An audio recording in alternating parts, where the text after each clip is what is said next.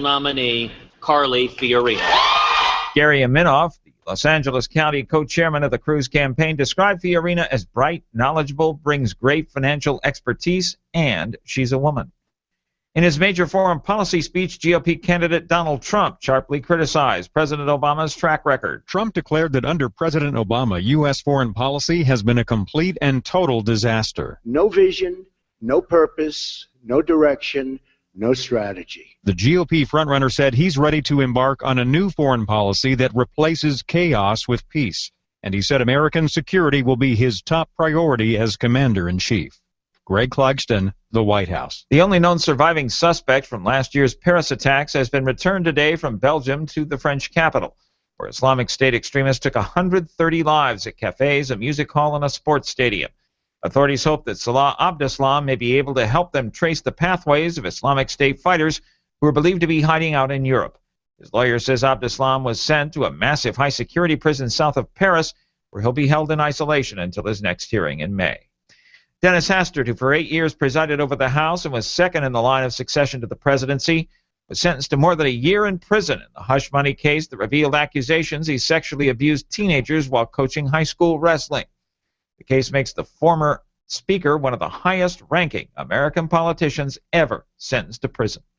On Wall Street, the Dow up by 51 points. More on these stories at townhall.com. This is Eric Metaxas. You know I consider a college education important, but for many, leaving home to go off to college is not feasible, which is why I'm excited to tell you about Liberty University's online programs. Right now, more than 95,000 students around the world are enjoying the same quality education as Liberty's residential students in Lynchburg, Virginia. Liberty is consistently ranked among the top 10 online universities and offers hundreds of degrees. Liberty's online classes are taught in flexible, virtual classrooms by engaging and challenging professors. I know some of them. I've had them on my show. For them, teaching is more than a job, it's a calling. If you're looking for an affordable, quality college education without leaving home, check out Liberty's online programs. Just dial pound 250 on your cell and say the keywords Liberty University. Secure your education from the world's largest Christian university without leaving home. Dial pound 250 right now and say the keywords Liberty University.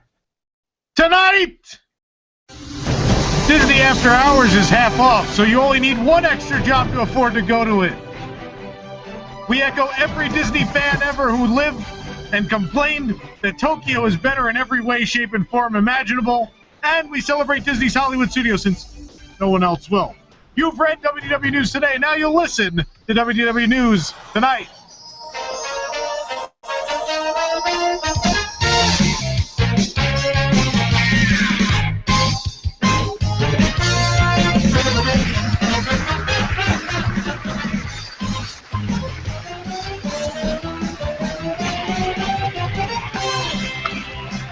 Welcome to WDW News Tonight. I'm Tom Perlis. You're not. That's Nicholas Cicero, and you're not. Over there. You can see him. Look, he's on the little screen. He's down there. All right, now he's up there. In the pilot seat. Yes. Where I belong. We had a great show last week. We celebrated Animal Kingdom. This week we're celebrating Hollywood Studios, my favorite park, and more on how you can argue with me about that shortly. It's a year of celebration. Huh? It's a year of celebration. Year?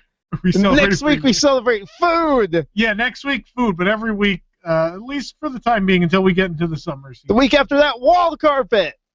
Yeah, that'd be a great show, the wall carpet celebration. Jason will, of course, have a green screen wall carpet behind him. It'll be really great.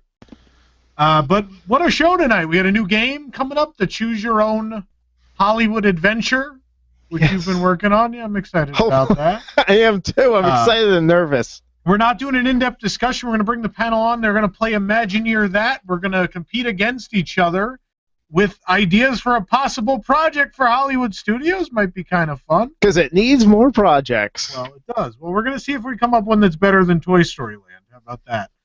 What else we got coming up tonight? We got Tom and Nick are angry about things. We got we ate some stuff last weekend. We're going to talk about that. Kevin Barry's coming on the show. Tell us how to save money on your trip to Walt Disney World. Yeah, that'll be cool. And we got a really cool flashback to the future this week, talking about things that were announced for the Disney decade for the Disney MGM Studios, but never happened. There's a lot of them, and we'll talk about them. So lots to talk about. But Nick, let's get on to the news, which now brought to you by TeePublic. Certainly is. Designs for T-shirts, phone cases, prints, and more, including exclusive WDW News Today logo apparel and original creations such as the Hollywood Studios Hard Hats March Tragic Team shirt released last week. That is selling very well. That is going very well.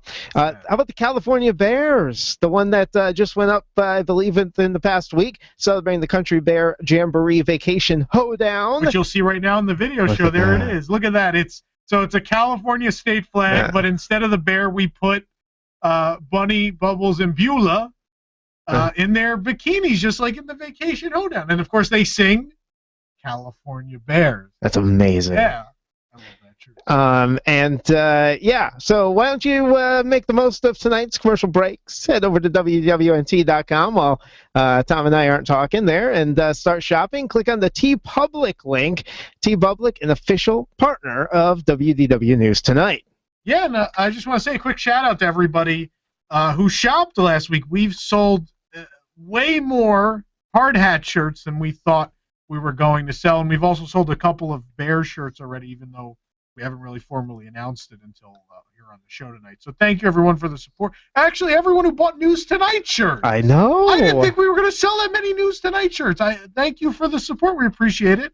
And please, once you receive your shirts, tweet at us, Facebook, whatever. Show us your shirts. Yeah, it's and next time we have a meetup, you gotta wear the shirts. I'm gonna wear them. I actually ordered the phone case. I have the hard hats phone case coming, so you'll start seeing me with that. Well, it's the perfect week. It's Hollywood Studios Appreciation Week, so perfect Tom week Burles' mind to get the studio's hard hat shirt. Anyway, let's talk about news. We're supposed to be doing news. Let's talk about news. A couple things to cover. Disney After Hours. Jason doesn't have an image, but I do. I have the pamphlet. Look at that. That's a snazzy pamphlet. Yes. Disney After Hours, the controversial hard ticket event, of course, of the Magic Kingdom that we broke the story about a few weeks ago. Doesn't seem to be doing quite too well, Nick. Not as well as Disney would have hoped. In an effort to increase sales for the event, Disney is now offering 50% off tickets for annual pass holders and vacation club members, which is kind of funny, Nick, because most of the ride's effects are 50% off by this time of the evening that this event is happening. Yeah. They sure are. Disney After Hours, of course, the remaining dates are this Thursday, tomorrow, April 28th, May 5th, May 8th, May 12th, May 19th, and every extra Magic Hours evening that was scheduled afterward. No, it's not replacing any of those. Stop it. All of you. Seriously, stop. But discounted tickets are $75 plus tax, and you can call 407-827-7185 or stop by a ticketing window in the third circle of hell. Oh, I'm sorry. No, that's at Walt Disney World. Sorry, people kept saying this was the work of the devil. So anyway. So is this proving Tom wrong? Because I think you thought it was going to be a success. I don't think it's not a success. I think they just aren't hitting the full capacity number, so it's kind of like, let's fill it up. Let's make some more money. Yeah. Yeah, I think it's hard to not profit, but the profits probably aren't as big as they thought they were. So also, right now, it's not busy right now. Right. It's starting to pick up this week, so we'll see what happens. But so $75, does that make it more tempting for an annual pass holder? I'm gonna go. Yeah, $75. Yeah. What benefit does it have for you? I think it'll just be like that's less than I paid to go to the last Christmas party. Yeah, but you're not getting a parade. You're not getting snacks. You're right, but I'm not getting the crowd. You are getting snacks. Yeah, you are Drinks, actually. Ice cream, all that stuff you get. That's right. And there's more stations. Yeah. All right. So yeah. I guess if you want to eat $75 worth of Mickey ice cream bars, there you go. Or ride Mine Train over and over and over, or Peter Pan, or any of the things that get wait time. Have we had it? I mean, are people able to basically get on the rides? Okay. As much as they want. Okay. Yeah, lines are non-existent except for ice cream, and even then it's only like 5 minutes. But anyway, yeah, I think it's good for $75. I think you're coming on vacation. I think it's the same as going to like a Halloween or Christmas party. You're just instead of paying for entertainment, you're paying for people not to be there. So yeah, I think it's worth it. We'd offer the same deal. If you want to pay Tom and I $75, we won't be here. If that's what you want. Thursdays though. Yeah. True. So we can't go instead of doing this. Anyway. Fulton's Crab House going to open as a new concept this fall called the paddlefish. You know, Nick, I looked it up. Paddlefish are real. Do you know that? No. Yeah, it's a fish that doesn't have teeth, which is probably what you'll be wishing you had when you eat here. But anyway. Just drink it through the straw. Yeah. The reimagined restaurant will welcome guests with a bow to stern update, including interiors reflecting the crisp luxury of modern yachting. You know, like the boathouse, which is a whopping 10 feet away. New spaces include a lushly appointed rooftop lounge for guests to fall off of, an outdoor waterfront bar featuring a build-your-own-fish boil for guests to fall off of, and a private dining area where guests can fall in privacy. The new Fish menu boil. stars fresh seafood, because we all know the old one did not, with an oyster shucking bar, Florida stone crab and Alaskan king crab, hearty steaks and chops, as well as classic and curated cocktails. So let me get this straight. They're not letting me carry hot cheese sauce anymore, but they'll let me boil my own fish in hot scalding Until water. someone falls into it and then falls over the edge of the boat. Yes. Oh, Chevy Chase style pratfall coming soon. Ridiculous. For the paddlefish.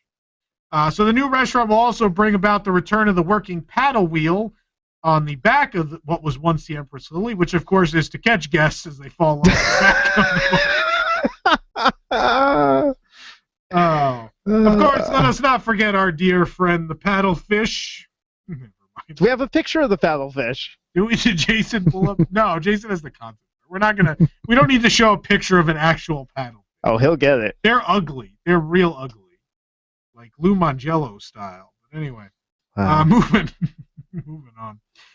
Since the Jungle Cruise, the Jungle Navigation Company Limited Skipper Canteen restaurant opened at the Magic Kingdom back in December, it's been a point of a lot of controversy. Of course, many applauded the diverse menu, a great departure from other options around the park. However, a lot of guests have taken a seat at the restaurant only find a menu that might be a little scary to those only familiar with McDonald's. Maybe joking.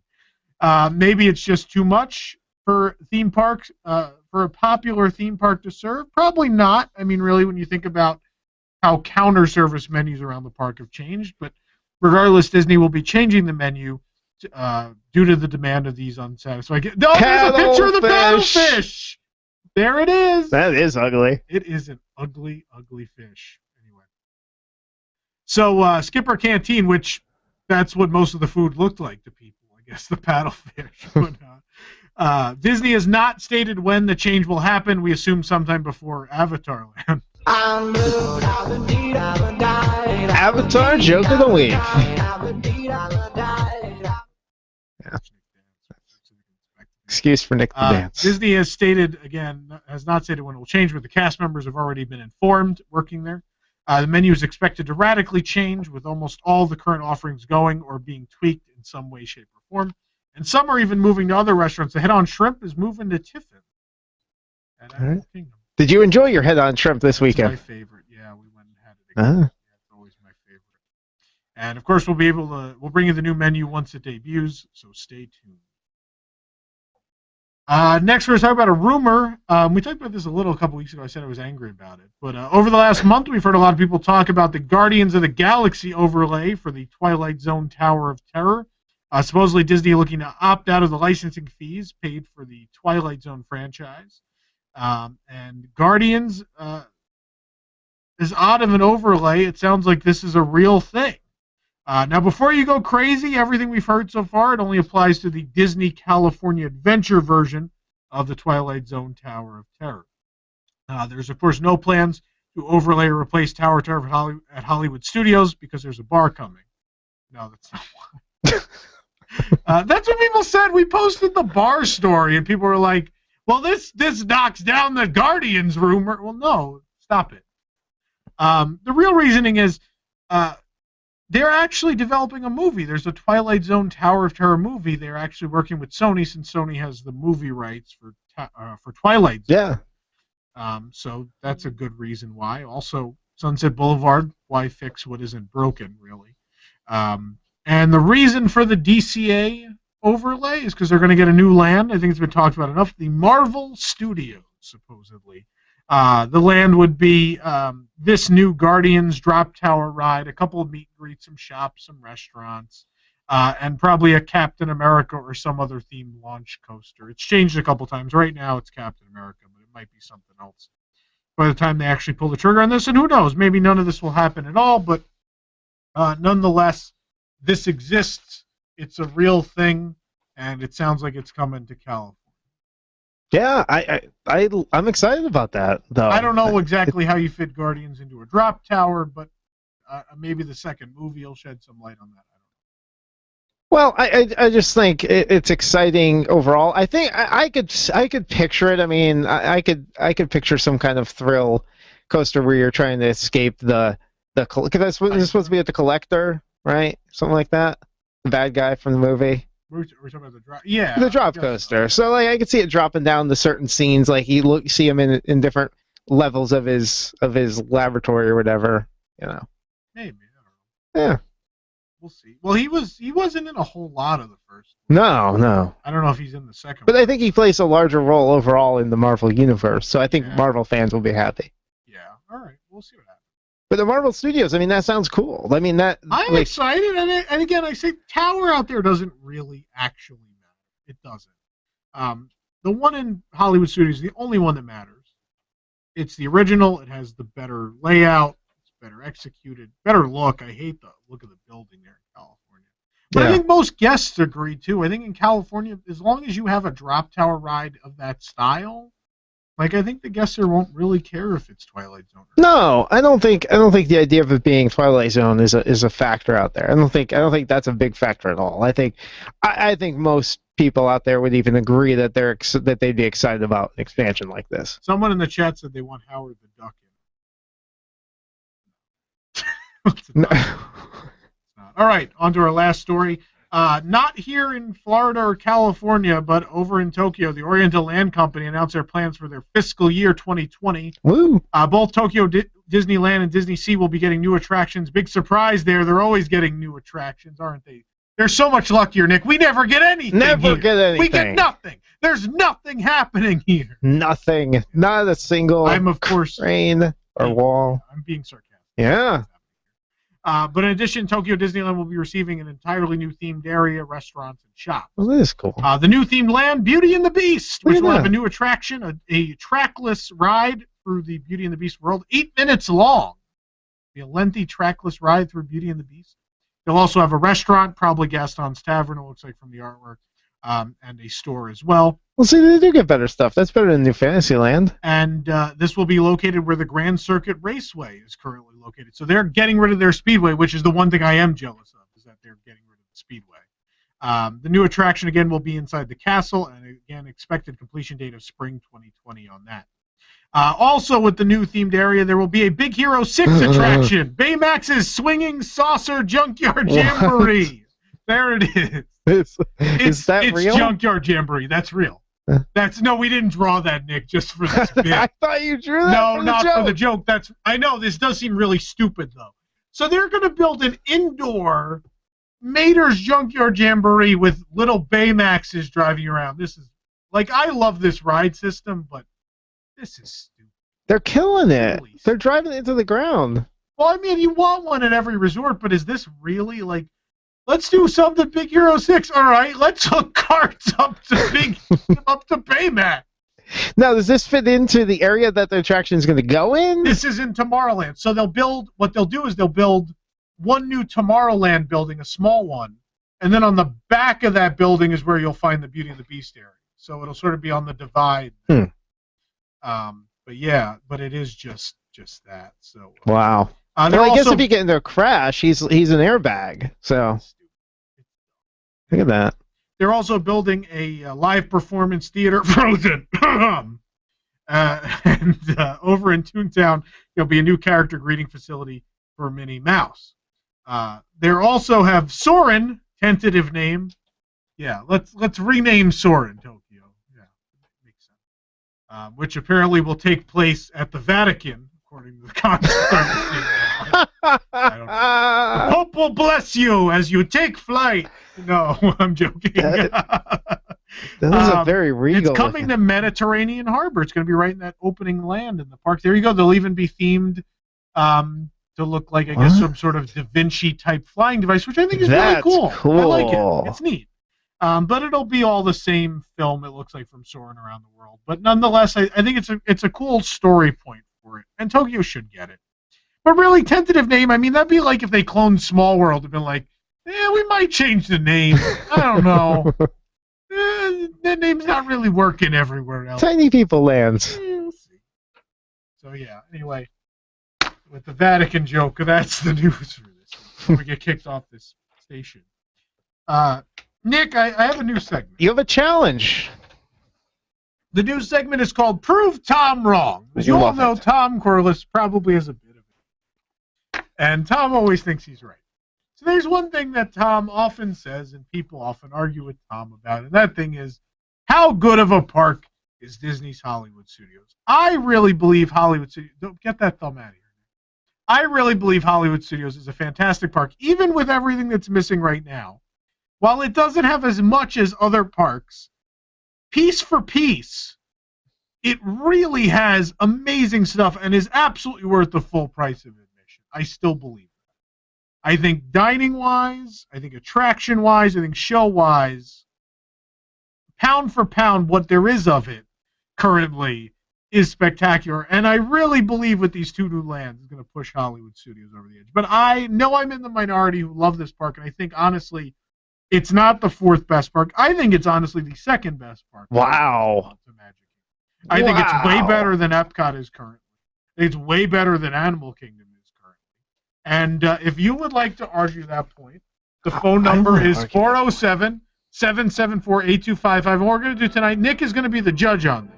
Yeah. If you can come on and have an argument with me as to why Animal Kingdom and Epcot are somehow better, they're not, than Hollywood Studios, you're certainly invited to do so. I await your call. But if you do, if Nick thinks you've proved me wrong, we're going to send you a prize. All right, that sounds great. I am excited about this. I like when people argue with Tom. It's one of my favorite things ever.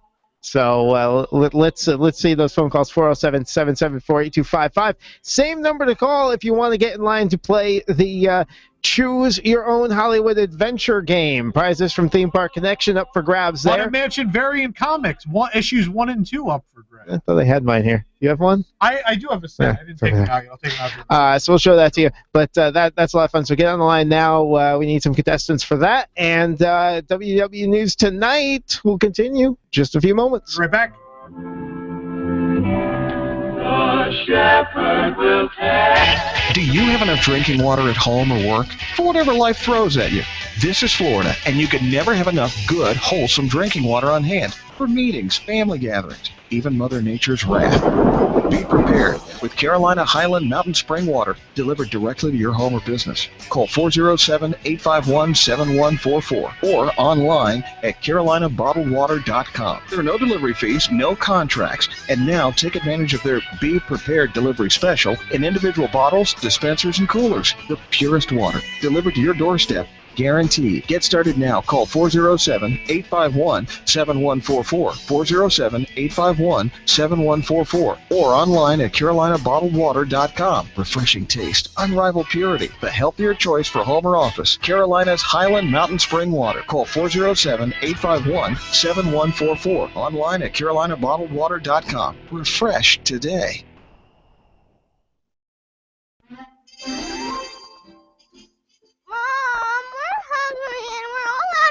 Flakes. Yeah, there's not even any Tangled Toast Crunch left. Did you check for Oliver and Kozo's? Dad finished them yesterday. Hey kids, are you all out of your name brand Disney movie breakfast food? Yeah! Then try these. It's the Brave Little Toaster Strudel. What's that? A toaster strudel is a light, flaky pastry that you cook in the toaster. I know what a toaster strudel is, but what's a Brave Little Toaster?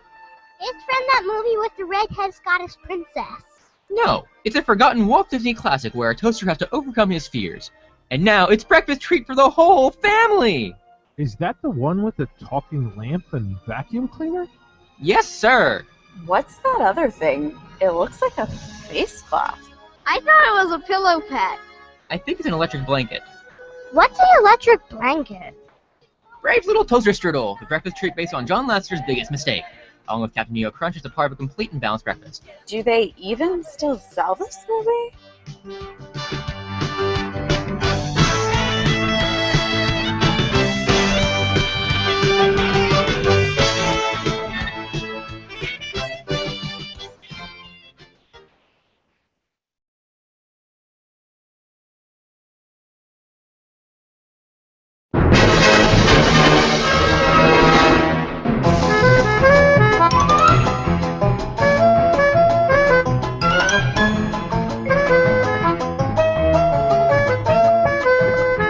Welcome back to WDW News Tonight. We're trying to prove Tom wrong, and we lit up the phone lines, Nick. Yeah, we certainly did. So first of all, we're going to bring Tommy on the show. Tommy wants to prove Tom wrong. How you doing, Tommy? Tommy? Yeah. Hey, Tommy, where are you calling in from? New Jersey. Oh, well, you're already wrong. You're from New Jersey. No. All right, go for it, Tommy. Prove Tom wrong. Why is Hollywood Studios not as great as Tom thinks it is? Okay, so I would start with the studio trim. So that's because, like, I'm trying to think. I was there in 2014, and that's when they announced that, you know, they're going to demolish it all for, you know, what we thought was going to be Star Wars Land. 2 years later, they start doing it. And then, like, it's only 2 attractions in Star Wars Land, like a Millennium Falcon and I don't know what the other thing is, like the thing with the First Order. Mm-hmm. Yeah, that's kind of lame. Let's see. It's a trackless ride with lots of audio animatronics and a giant show building. I don't know if it's going to be really that lame. I mean that's Yeah. good, but like not doing so good, Tommy. There's like 5 rides. I mean, it's all e-tickets, but there's 5 rides, and half of the park is now gone. Well, meanwhile, at Epcot, you still got a full park. In Animal Kingdom, you still got a decently sized park now with Pandora coming in. There's arguably 5 rides at Epcot right now. I mean, really, like, what is there? Seas, Soarin', Test Track, Spaceship Earth. Like, what else? Living with the Land. Oh, yeah. There we go. Living with the Land. Point for Tommy. Oh, man. Grand Fiesta Tour. Oh, point for Tommy. Oh, no. Technically, what is this? Well, if you count all of the Circle Vision stuff. Circle Vision, point for Tommy. Why is that a point? Why does he get a point for Circle Vision, Tom? I like the Canada one. I like the Canada. All the way around. He likes the song Canada. Voyage of the Little Mermaid is certainly better than any Circle Vision show. They're both equally as dated, if that's what we're giving points. That like Martin Short, yeah. Like I don't really know who he is. Like both haven't been relevant in the same amount of time. Point for Tom. I don't know. But I like the Canada one because it's just how weird it is. All right. It's the American Idol singer. Unfortunately, Tommy, I don't think you made a strong enough case here. They're getting 4 new rides, and they only really lost Backlot Tour and LMA, which weren't even good. I wish Epcot would just close their bad things so I could just walk past them. Yeah. I mean, but like Magic Kingdom, I think Magic Kingdom definitely. Oh, I said Magic Kingdom was better. My point was Animal Kingdom and Epcot. It's hard to argue Magic Kingdom. I mean, like I don't know, like the Animal Kingdom's the more beautiful park. It has a bunch of nature and stuff. Meanwhile, like you can't, like Hollywood Studios is like you still got. If you go to Muppet Vision, it's all you can still see all the old facades that was supposed to be for the movies that were going to be made there, but they haven't really made anything there in like 20 years. Well, it's not a working studio anymore. Yeah, well, all right. That's what they made it for. All right. Well, Tom, unfortunately, and what they make Epcot for, to show you the future, and now what are they showing you? Cartoon characters. Point for Tom. No, unfortunately, Tommy, I'm going to have to let you go. I'm going to say that case was not strong enough. It's okay. But thank you for calling. Thanks for calling in. Nah, no problem. All right. Now, we do have some contestants on the line to play the Hollywood Choose Your Own Adventure game. And I already got the name wrong. Choose Your Own Hollywood Adventure game. There you go. Own game. You don't even know the name. So you want to get right into the game? Yeah, get right into the game. All right. So we're going to bring our first contestant. Our first contestant tonight is Dylan. Good evening, Dylan. Hi. Hey, Dylan. Where are you calling in from? Jacksonville. Jacksonville. All right, you're going to be the guinea pig tonight. You are going to be our first contestant on the Choose Your Own Hollywood Adventure game. Let me read to you a little bit of the premise, what you're looking to do here, and a little bit of the rules. So, here we go. In the Choose Your Own Hollywood Adventure game, the Disney villains have raided the Disney movie vault. They have stolen the original film reels of all the classic Disney films and scattered them across Hollywood studios. You, Dylan, are tasked with searching through the park, locating and securing as many film reels as you can.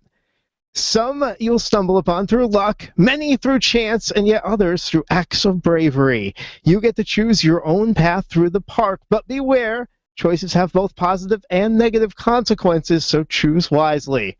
The player at the end of the night who collects the most film reels will be crowned the winner and receive prizes from the Theme Park Connection, which are... The Haunted Mansion variant covers issues number 1 and 2. Look at those. Those are nice. Those look nice. All right, so here you go, Dylan. Dylan, we are transporting you back to the year 1991. So this is the Hollywood studios we are going to go through during your adventure here. Okay. Here we go. I'll tell you when you have to make a choice. 1991, you arrive at Disney MGM Studios on a bright, sunny Orlando morning. You walk up to the ticket booth, purchase your $33 ticket, then proceed to the gate where your ticket is stamped and you pass through the turnstiles onto Hollywood Boulevard. There's so much to do, but what do you do first? Do you take a photo in front of Grauman's Chinese Theater or enjoy some street atmosphere? Enjoy the street atmosphere. Ah, street atmosphere. All right.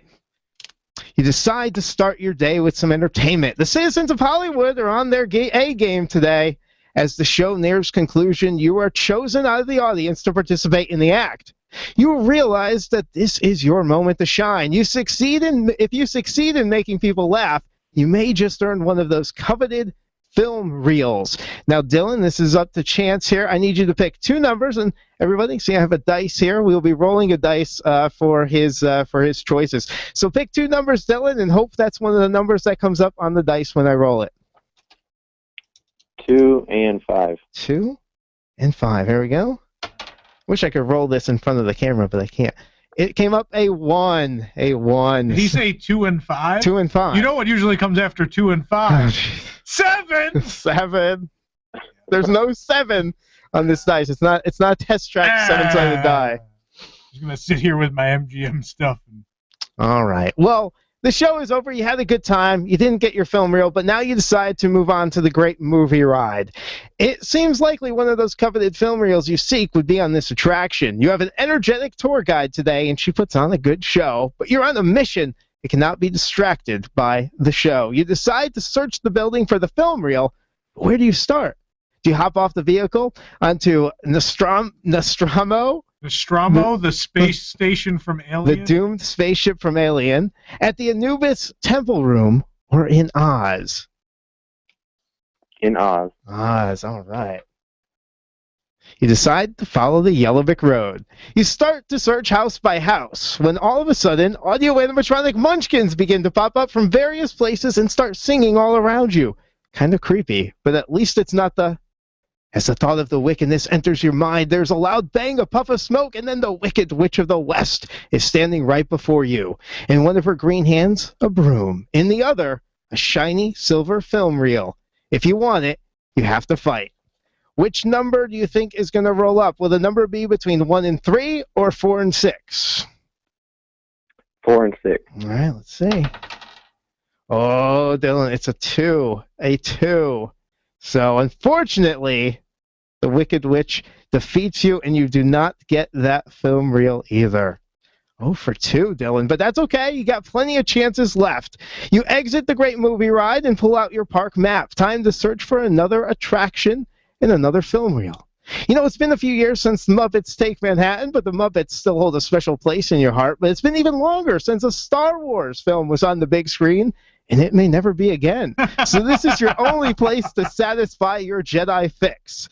But there's only time to do one attraction. Do you head to Star Tours or Muppet Vision 3D? Star Tours. Star Tours, all right. As you fold your map away, you notice 2 strangers have their eyes on you. A cowboy to the right and a gangster to the left. They must have noticed you inside the Great Movie Ride. You start to run, but something blocks your path.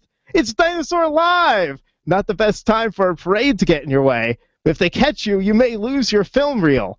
Do you go left or right? Left. Left. Oops. Not a good choice. You bump right into Earl Sinclair and fall to the ground. The gangster and cowboy are up on you now, but there's still hope to escape. But it's slim.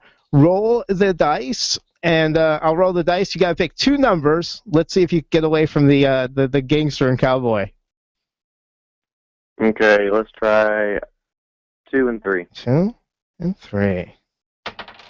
Oh, you got a 3. So you successfully escaped the gangster and cowboy. Not that you had a film reel for them to steal anyway, but anyway, you escape them and head over to Star Tours.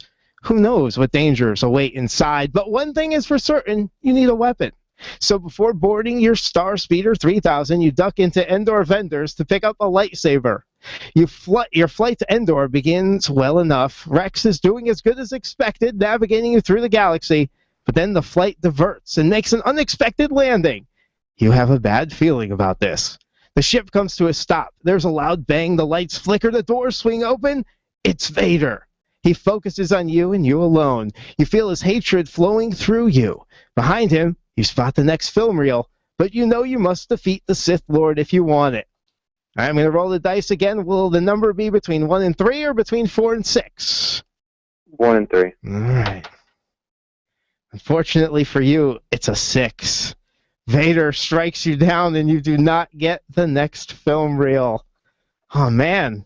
We're not doing good collecting these film reels, but you do have still, I believe, one more chance to redeem yourself and get a film reel before you leave MGM Studios. There's just one last. Hurry up! It's almost 5 o'clock. There's just one last place to search for another film reel.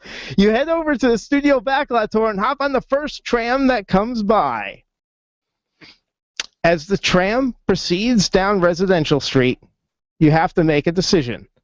You don't have time to search all these homes before the tram pulls too far away, but one may hold the key to the final film reel. Do you search the Ernest Saves Christmas home or the Golden Girls home? The first option. Ernest Saves Christmas? All right. You choose to search the Vern residence. Inside, you find Santa's magic sack. You reach inside, discover a key. But what does it unlock? You're not sure, but you pocket it and move on. You hop back aboard the tram and continue the tour. As you pass the buildings, one seems out of place. It's called the Bulldog Diner. You jump off and run over to it. The key fits the lock.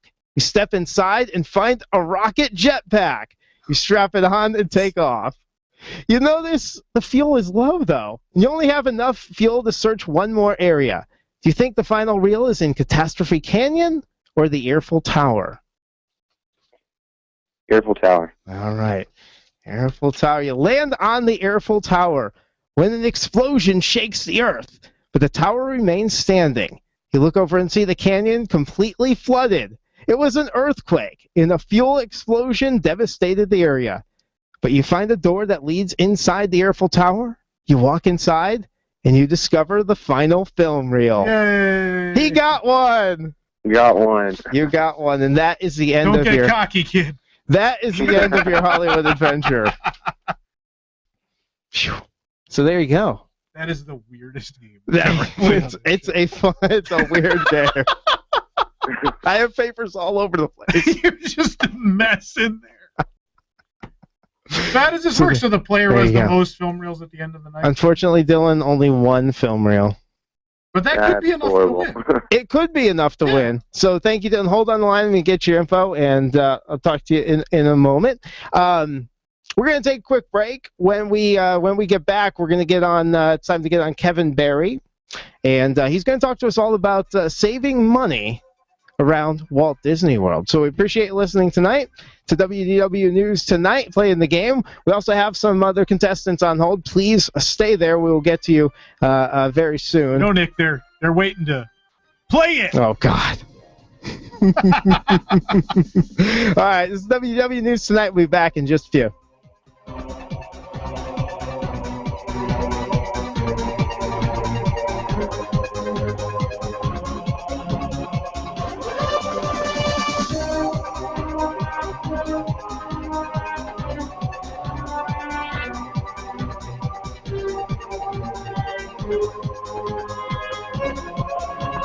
Are you worried about losing your home to foreclosure? If you've been threatened with foreclosure or received legal papers from your bank, you have approximately 30 days to respond. If you do not respond, you could lose your home. You have rights. Act now to protect your rights. You can stay in your home. Many times you can even modify your loan. The bottom line is you can get past this, but you must act right now. Call National Foreclosure Defense right now at 800-989-1838, 800-989-1838. If you've been served by your bank and you're worried about losing your home to foreclosure, now is the time to fight back and save your home. Time is limited, so call right now. 800-989-1838, 800-989-1838. Call the professionals at National Foreclosure Defense right now. 800-989-1838. Dating as a single Disney fan can be tough. No one wants you to be our guest alone. And who wants to always ride single rider? That's why we here at WWNT made a brand new dating app just for Disney fans. It's called Fast Plus. We've had top scientists work on our algorithm. Their recipe for a perfect match is simple. If it moves and it's near you in a Disney theme park, it will show up on your feed. Rest assured that Fast Plus is working hard to pair you with your mutual attractions. Get it? Attractions. All you need to do is swipe left and right. It's so easy, even Tom Corliss is a frequent user. Frozen shirt, left. She's wearing a Harry Potter robe. Ooh, Horizon's hat. All right, that's a right. Favorite attraction is flying carpets. Left. She likes Everest in its current state. Ugh, left. I didn't know you could do that with a churro. Right indeed. Once you've met your match, you simply rate the attraction in terms of A, B, C, D, or marriage material, E-ticket. Based on such factors as thrill, fun for the whole family, and of course, re-rideability. Ladies, don't settle for any LaFools while looking for your Gaston. Download Fast Plus today. Seriously? Your profile picture has a shirt with a turkey leg stain on it? Left. Bald, bald, bald, fat, bald, fat, fat, and bald. Oh, he's at the Frozen sing-along right now. For the first time in forever, I'm swiping right. Fast Plus moves you to the front of the queue of the Disney dating field. Make your rainbow connection today, because everyone is someone's e-ticket. Hi, Bill Files here, GM of Salem Media Group Orlando. You've heard me talk about half-price tuition, a great new program we have where folks just like you can purchase tuition to the finest Christian schools in Central Florida at half price. No catch, no kidding. I want to share with you some comments from a listener who recently purchased tuition. Called me, and once she found out that the program was for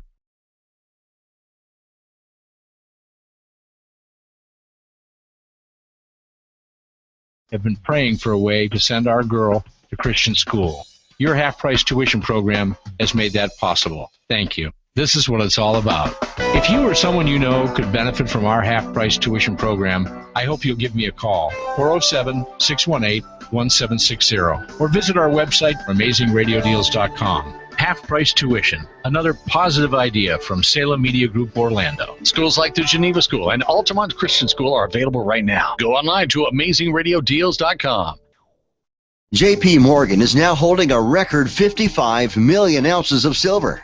Goldman Sachs and HSBC recently purchased 7.1 tons of physical gold. What do these fat cat bankers and mega money managers know that you don't? They're expecting another financial crisis, and over time, gold and silver win. Silver is trading below its production costs and is predicted to double by 2020. At Capital Gold Group, we offer gold and silver for direct delivery. Plus, our specialty is IRA rollovers for the ultimate in IRA security. Be one of the first 20 callers today to receive our free gold and silver buying guide. Capital Gold Group is A+ rated with a Better Business Bureau. So call now and see what investing in gold and silver can do for you. Call now, 800-430-7568, 800-430-7568, 800-430-7568. That's 800-430-7568. All right, Aerosmith has taken the stage. Whoa, check out Steven Tyler's hat. Okay, LA, crank it up, because we're getting ready to rock on this exclusive live broadcast. We're only just getting started. 5, 3. Only just getting started, Mr. Gorliss. Yeah, and we're 46 minutes in and way behind, but what else is new on WDW News Tonight? What else is new? We ran the news long, then we had so many contestants for the game. Thank you, everyone, for calling in. A couple of them wanted to prove Tom wrong. A couple of them wanted to play the game, but we have to move on to our guests tonight. We're happy to have Kevin Barry with us tonight. He is the author of The Ultimate Guide to an Affordable Disney World Vacation. Kevin, thank you for joining us this evening. Hey guys, hey everyone. Thanks for having me tonight. Glad to be here. Yeah, I mean, and I think our audience is going to be happy to have you with us tonight if you could save them a few bucks on their next Walt Disney World vacation. So, what a fun time to have that conversation in the midst. Dining? I know, just everything's got an upcharge right now, so it's quite the time to try and save people money on a Walt Disney World vacation. So, Kevin, for your average family, what is the what part of the vacation is the most cost usually? Is it the flight, the hotel, the park tickets, the food? Usually for most families I've talked to a lot of families, and obviously being a huge Disney fan myself, it actually has become park tickets. We've seen park tickets have really gone up, way outpaced inflation over the years. So every time I'm looking at people's budgets for their vacations, park tickets, for the most part, are usually taking up a huge chunk of that, because Disney likes to continue to raise prices year after year, and with the introduction of new seasonal single-day ticket pricing, we'll probably see some sort of seasonal pricing for tickets even for multi-days. So, yeah, tickets are definitely the most expensive that we've seen. Now, why is that? On first glance, I guess my guess would be that that's not controllable. I guess with airline tickets and hotels, you could search around for better deals, but whatever the tickets are, that's kind of what they are, right? Right, absolutely, yeah. The hardest thing really is to save money on the park tickets, because there are no discounted park tickets. Obviously, if someone were to discount them, everyone would rush there and get them. There's sites like Undercover Tourist and a couple other different discount sites are official ticket resellers, but really, for the most part, you're saving $10, $20, $30 tops on the price of those tickets, so it's really not that much money. But like you said, you really can save a lot of money on flights, hotels, food, anything else with the park, souvenirs, which will help offset the high price of those park tickets. I guess that's true. You can shop around on any of those. Yeah. So you're saying I shouldn't buy a Magic Band off the street from a guy standing there with like a little tent that says, discount tickets, and this Magic Band gets you entry into the park. It's like, I shouldn't buy that. You can buy it, but I wouldn't recommend it. No. I wouldn't that. So honestly, what you're saying is the best place to go. Are you saying go right to the Walt Disney World site for tickets? That's the best and yeah, generally, I usually stick with going straight to the Disney site for booking a package. Obviously, you want to book your Magic Your Way package with Disney themselves. If you are going to go with a third-party ticket reseller, make sure it's a well-known name. Like I mentioned, Undercover Tourist I've used in the past. There's some other ones out there, but they're the ones that I've used in the past. I know a lot of people use, and we trust them. So, yeah, I would definitely stick with one of those options. Like you said, don't go to eBay, don't go to Craigslist, don't buy some shady shack off the side of 192 somewhere. You'll probably end up losing your money. So I recommend against that. One of the chapters that intrigued me titled "Should I Park Hop?" Because I take that for granted, being an annual pass holder. Yeah, I park hop. Of course, you should park hop. But you might disagree with that. I do. Obviously, I always say everyone has their own opinion on park hopping, but I found that when I purchased the park hopping option, I felt like I had to use it because I spent money on it.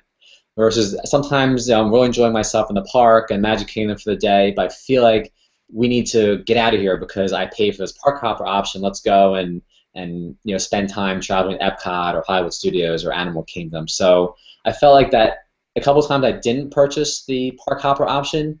A, I saved money, and B, I felt like I was able to enjoy my full time in the parks. I know park hopping definitely has its benefits. You can split it up. When Animal Kingdom wasn't quite a full day, you can break it up more, but I feel like what I recommend to a lot of people is take your time in the parks. Go in the morning, stay till night, watch the parks turn into the nighttime, and watch the shows and everything, and really kind of take your time. Don't rush from park to park, feeling like you have to cram too much into one day. I know my parents never went into the park hoppers when they came down. Did you, Tom, when your family came down? I was going to say, well, we always had annual pass. You always said, okay. You did that. You came down enough, yeah. I will say, like, we always planned, like, if we were going to Epcot, like, we were at Epcot. We opened Epcot. We ate at Epcot. We closed Epcot. So even though we had the option, we had a built-in park hopper, we often didn't use it. Like, maybe there was a rare occasion Magic Kingdom was open super late. But even the day we went to Animal Kingdom, that would be our Disney Springs Downtown Disney day. We'd spend the night there. So really, even with the option, we really didn't hold. It's not like California where you bounce back 40 times between the two because they're across the street from each other. Right, and it takes time to get between parks. So that's time that you're kind of on the monorail or on the buses. Sometimes you wait for a bus for 20, 30 minutes. You take the bus over. You have to walk to the entrance, especially Epcot, kind of a longer entrance walk. So you're kind of looing that park hopper value anyway with the transport. Exactly, you're wasting time in transport and commuting. So I know a lot of people do like park hopping, but to save, if you're looking from a strictly money saving perspective, I generally recommend against it.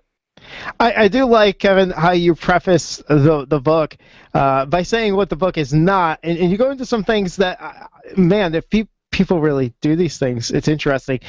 Make a salad out of the salad bar and just the fixins bar.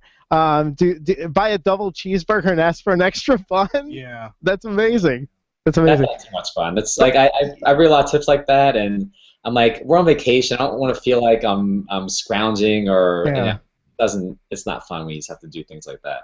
Yeah, I think that's the point. So you're not. This book isn't about ways to kind of cheat the system or do anything like that. It's about actually finding the best route to book your vacation. Exactly. And so I like to focus on the biggest expenses. So obviously we talked about park tickets, but hotels are widely variable. We book on-site, off-site. Flight options. There's a ton of different flight options you can book. Food, you can save a lot of money on food without having to go to the fixings bar and make a lettuce and tomato sandwich from the rolls. But so when I look at my expenses, I take a look at where the big things, where the biggest expenses, and try and minimize those. And for me, it was flights, hotels, and food were really the big three that I try to minimize on all my trips. So is there an easy answer to on-site or off-site hotels, or is that basically is that up to the family? Is that more individual? It's a question I get a lot. Should I stay on-site? Should I stay off-site? Generally, I've been able to save more money staying off-site because of finding hotel deals, using the hotel points to redeem for free nights. But if you stay at a value resort during promotion period, during free dining, you can save a lot of money that way too. So I always recommend look at all your options. Don't write off off-site or on-site. Maybe look at both and see what can get you the best deal. I've had great vacations on-site, great vacations off-site. You really have to look at what's in your situation. And then booking flights. I've always heard different tips and tricks about these things, and this could apply to anyone's vacation anywhere, I suppose. But what are your couple biggest tips as far as finding the lowest fare for your flight? Yeah, a couple things. First one is not to book too early. If you book too early out, more than 60 or so days, you're going to pay a slightly premium because airlines want to fill up those seats earlier, so they kind of price them a little higher to make sure they sell those seats. So generally, I say start looking at prices about 100 days out, but your real booking window should be within 60 to 30 days out from your trip. I know people kind of book their trips a year out, and they want to get excited, they want to book the flights and everything, but I really try and recommend to wait until that 60 to 30 day booking period, because that's when you'll see the most variation in flights. Another big one that I've used in my last trip was look at booking 2 one-ways instead of round trip. I know the general wisdom is that you get a better deal booking round trip, but that's not really the case these days. I was able to book one way going southwest from Philadelphia to Orlando, and I also flew Frontier back. But if I would have booked a round trip on either of those airlines, it would have been more than booking the 2 one-ways. So definitely when you're looking for flights, look into booking 2 one-ways instead of round trip. You may save yourself money there. How about the whole day of the week thing? Like, is there a specific day of the week? I've heard like there's been a lot. I feel like that's a myth nowadays. Yeah. I've kind of looked at all different days. One other tip I do want to mention is setting up price alerts. So sites like Google Flights, Kayak, you can set up price alerts for your flight. So you say I want to track prices from Philadelphia to Orlando. If a price drops or a fare goes on sale, which they do very often, especially to destinations like Orlando, you'll get an email, text message saying, "Hey, this flight price just drops. Maybe you can jump on that flight deal." So you can do that. And one other tip for if you're specifically booking Southwest, you can actually get a refund in form of a voucher, or if you're using points, redeeming points, if the price of the flight drops. So that's unique to Southwest. Make sure, even if you book it, keep an eye on prices, because if it drops significantly, you can also request a refund, but they'll give you a flight voucher that you can use in the future. Okay, and can you give us really quick, like one of the coolest, most fun tips overall that you found in order to help your family save money? Where did you find that your biggest expense was that you were surprised that you could really drastically lower that part of the cost? I would say my last trip, I was able to stay at the Swan and Dolphin using hotel points for $75 a night for my whole trip. So I have it's called a Starwood Preferred Gas SPG credit card, and you open the card, they give you some points. I spent all my money on the credit card, paid off each month, obviously, and then I was able to use those points to redeem them for 3 free nights at the Swan, and then I got 2 more nights using cash and points for $75 a night. So for 5 nights, it was $140 total at the Swan. So that was awesome. All right, Kevin, your book is The Ultimate Guide to an Affordable Disney World Vacation, and you said you were going to offer something to our listeners tonight? Yeah, definitely. But love to give away some copies. We're going to pre-release next week, so obviously we can give it away in one of your games, but we're going to pre-release next week. I'll let you guys know. You can broadcast that out to your team. But love to give away free ebook copies. The print version will be coming soon in mid-May, so when that gets released, maybe I can do a giveaway for all your listeners and readers and get some books in the hands of your fans. All right, look forward to it, Kevin. Yeah, thank you very much. So stay tuned to WDWNT.com for that. We'll have more details, and we'll post when we do that. And we'll give away some of those ebooks. I guess we'll do that with our game tonight. Maybe everybody who wins the game tonight, or if you prove Tom wrong and want one of these ebooks, we will give it to you. So thank you, Kevin. Again, it's The Ultimate Guide to an Affordable Disney World Vacation. We appreciate your time. Thanks a lot. Thanks for having me. All right, Tom. That'll do it for hour 1 of WDW News Tonight. Sound familiar? This used to be our hour 1 ending. Yeah. Remember that other show? That show was terrible. All right, we'll be back with hour 2. We'll get some more contestants to play the game and to prove Tom wrong. We'll tell you what we ate. We'll tell you what we're angry at. Imagineer that. Oh yeah, big second hour. Stay tuned. Third hour.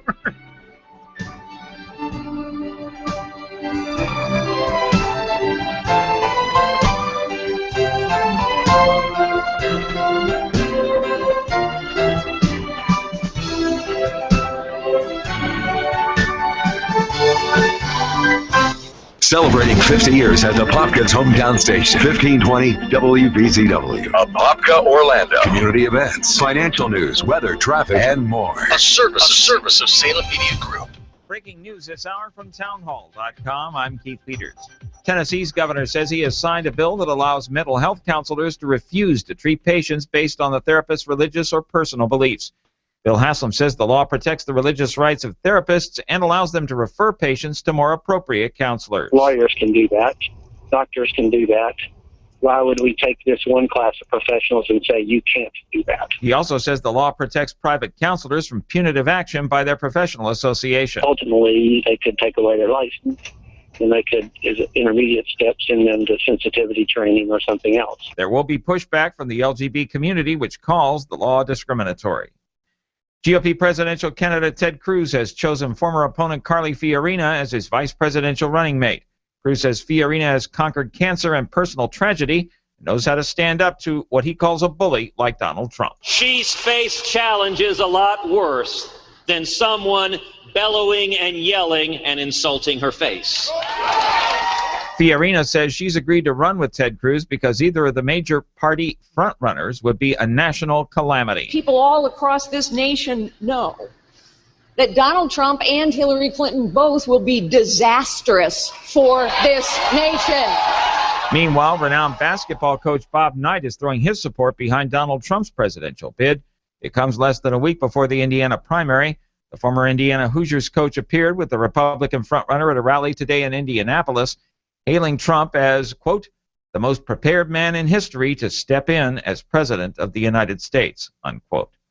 On Wall Street, the Dow up by 51 points to 18,041. The Nasdaq dropped 25. The S&P up by 3. And oil closed at $45.16 a barrel. More on these stories at townhall.com. This is Eric Metaxas. You know I consider a college education important, but for many, leaving home to go off to college is not feasible, which is why I'm excited to tell you about Liberty University's online programs. Right now, more than 95,000 students around the world are enjoying the same quality education as Liberty's residential students in Lynchburg, Virginia. Liberty is consistently ranked among the top 10 online universities and offers hundreds of degrees. Liberty's online classes are taught in flexible, virtual classrooms by engaging and challenging professors. I know some of them. I've had them on my show. For them, teaching is more than a job, it's a calling. If you're looking for an affordable, quality college education without leaving home, check out Liberty's online programs. Just dial pound 250 on your cell and say the keywords Liberty University. Secure your education from the world's largest Christian university without leaving home. Dial pound 250 right now and say the keywords Liberty University.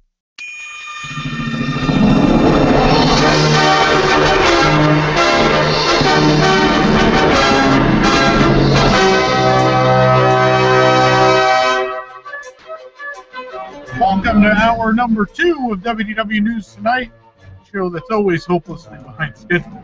No idea. You know what? Behind schedule means we're having fun. We are. We're having a good time. The show's doing well. Record crowds each and every week. Keeps getting bigger and bigger. More downloads every week. More YouTube views. Things are going well. If you're a fan, remember to head over to WWNT and click on that TeePublic link. Yes, get buy a News Tonight shirt. Yes, absolutely.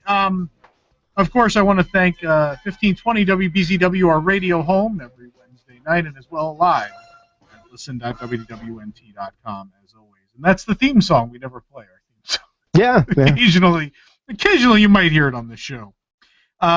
So next week, it is the WDW News Tonight Food and Wine Festival is what we're calling it. So it is an entire week dedicated to food and drink at the Disney parks. In-depth discussion. We'll talk maybe a bit of the dining discussion series back to life, an old favorite segment. I know Jason loves those very much. So a bit of that next week. We'll also have guest Scott Joseph of the Orlando Restaurant Guide. He's a former critic from the Orlando Sentinel. We're going to talk about not only dining at the parks, but also maybe give us a bit of insight. We want to talk about this week because it was a little newsworthy, but we'll talk about next week. Obviously, Skipper Canteen dumbing down their menu. We want to talk about eating habits of people and in tourism And we'll talk about that with Scott Joseph next week. And I know I've been teasing this one for a while. Next week it's going to happen. He will be here, Nick. Cornack the Magnificent. Oh, my. Will be here next week, direct from See You Relate with Tom Corliss. He's going to pay a visit I'm nervous. next week. I've never been in the same room as him. It's a big deal. He's very famous and very all-knowing, all-powerful. Cornack the Magnificent. Hopefully he can fit his big turban in the room. Yes, we'll see. Anyway, yeah. Just wondering. So that's next week. And, of course, WDW News Tonight every week brought to you by Magical Travel. Magical Travel, of course, is an authorized Disney vacation planner, always ready to assist you in making your next trip to the Walt Disney World Resort, Disneyland Resort, or aboard the Disney Cruise Line even more magical. Right now, you can awaken summer and save up to 30% off on rooms at select Walt Disney World Resort hotels for stays most nights June 12th through August 25th, 2016, when you book by June 10th. Plus, you can get an exclusive Awaken Summer BB-8 graphic magic band when you upgrade to a room and theme park package. For more information on this special offer and many more, visit magicaltravel.com and book your next Disney trip today. I have access to the entire curse word library. This new console is done. It's a damn poor mind indeed. Can't think of at least 2 ways to spell a word. No privacy, it's all around this place. I don't like Sam. I don't like Shane. It was bad. It was awful. It was terrible. Get him away. Hey, boo! Tom, what are you mad at? So, like last year or two ago on It's a Small World, one of the animatronics went missing for like a 6 to 8 month period. And it's just like a little boy. Like it's not a complicated animatronic figure. And he just went missing. But they didn't turn off his audio, Nick. This animatronic is the yodeling boy in the first room. You know, he's up there's all the cuckoo clocks up there, and he's up there and he's yodeling. If he goes away, if he breaks, they don't turn off the yodeling. This creates what I call the phantom yodeler. The phantom yodeler is when he's missing, but there's just yodeling. It's just happening. It's not coming from anyone. It's phantom yodeling. It has to be frustrating. And I don't like it's stupid. Just turn off any other ride. If that animatronic figure is missing, you turn off the sound. Why does the phantom yodeler exist?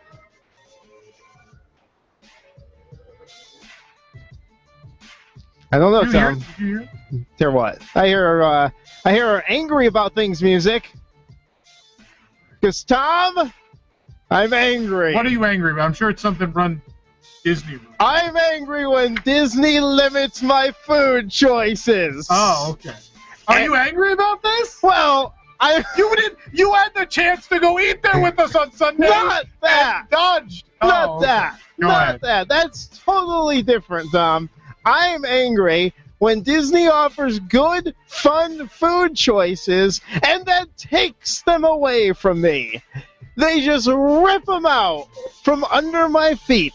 They do this all the time. What did they do with you? All the food that I love. I found out this week that there is no more Golden Oak Outpost or whatever the heck it was. Right. Well, there is. I don't know what it's called now. When I told you.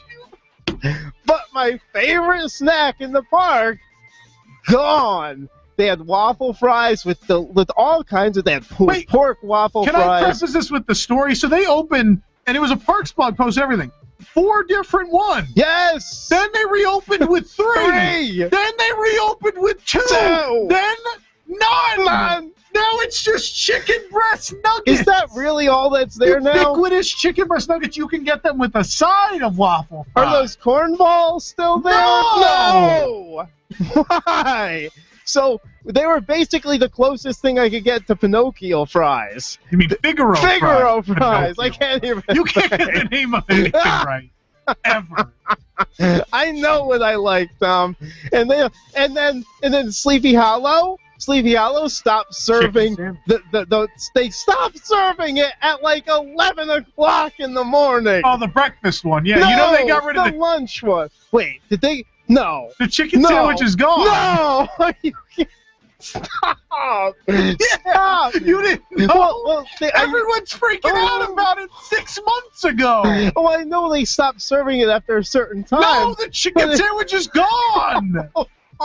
It doesn't exist anymore. What are you doing to me? And then I was at Animal Kingdom. It was noon. It was lunchtime, and I wanted to try the pork grits that you got at Discovery. The cart was closed. I went up there. She looked at me through the window. No. I can't believe you didn't know the chicken waffle sandwich was gone. That's the same one I made for the 60-hour show. Yeah, it doesn't exist anymore. Well, it they exists still to have me. the breakfast one. I can make it. I know you can, and yours was better. That's good. What do they have for breakfast? Here's a breakfast waffle sandwich. At Sleepy really Hollow? Good. Yeah, with prosciutto, and it's very good. Oh, gotta try that. I've never had that one before. You ready to play? Did you hear that? Hear what? No, I said I gotta try that. Now it's time to play our game, Tom. So we have another contestant to play the Choose Your Own Hollywood Adventure game. I think the first one went pretty well. Now we welcome Valerie to the show. Good evening, Valerie. Good evening. Valerie, where are you calling in from tonight? Pennsylvania. Pennsylvania. Pennsylvania again. Yes. It's still far and away the most calls we've gotten. Did you order your WDW News Tonight logo shirt yet? I haven't, but I really want to. Yeah, that sounds good. Sounds good. Can I just say one thing to Tom? That I absolutely agree. Hollywood Studios is the best park. Thank you so much. All right. Point for Valerie. Well, we'll see. I don't know. All right, so Valerie, we're playing the Choose Your Own Hollywood Adventure game. For those of you who didn't hear this the first time, I'm going to go over this quickly again. The premise of the game is the Disney villains have raided the Disney movie vault. They have stolen the original film reels of all the classic Disney films and scattered them across Hollywood studios. You are tasked with searching through the park, locating and securing as many of the film reels as you can. You get to choose your own path through the park, but beware. Choices have both positive and negative consequences, so choose wisely. The player who collects the most film reels by the end of the show tonight will be crowned the winner and receive prizes from Theme Park Connection. Now, Valerie, the bar wasn't set too high. It's at one film reel right now. So all you have to do is collect 2 film reels, and this could be yours. All right, so Valerie, we started the game in 1991. Now we're fast forwarding all the way to 2016. So you arrive at Disney Hollywood Studios on a bright Sunday Orlando morning. You walk right up to the main gate because you had the foresight to purchase your tickets beforehand. Not quite sure what you bought. Is this peak season? I'm not sure. You're pretty sure you have park hoppers, maybe a dining plan, but what do you know? Everything is wrapped around your wrist. With a big smile on your face, you tap your magic band at the turnstile. Valerie, do you think this dice is going to land between 1 and 3 or between the numbers 4 and 6? 1 and 3. 1 to 3.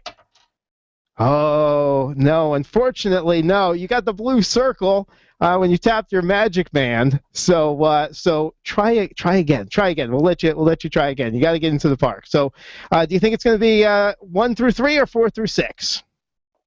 I'll go with 4 through 6. All right, 4 through 6. Let's try it again. Oh, sorry, you rolled a 1. You got blue again. The magic band just not working. The cast member pushes buttons on her iPad. Good.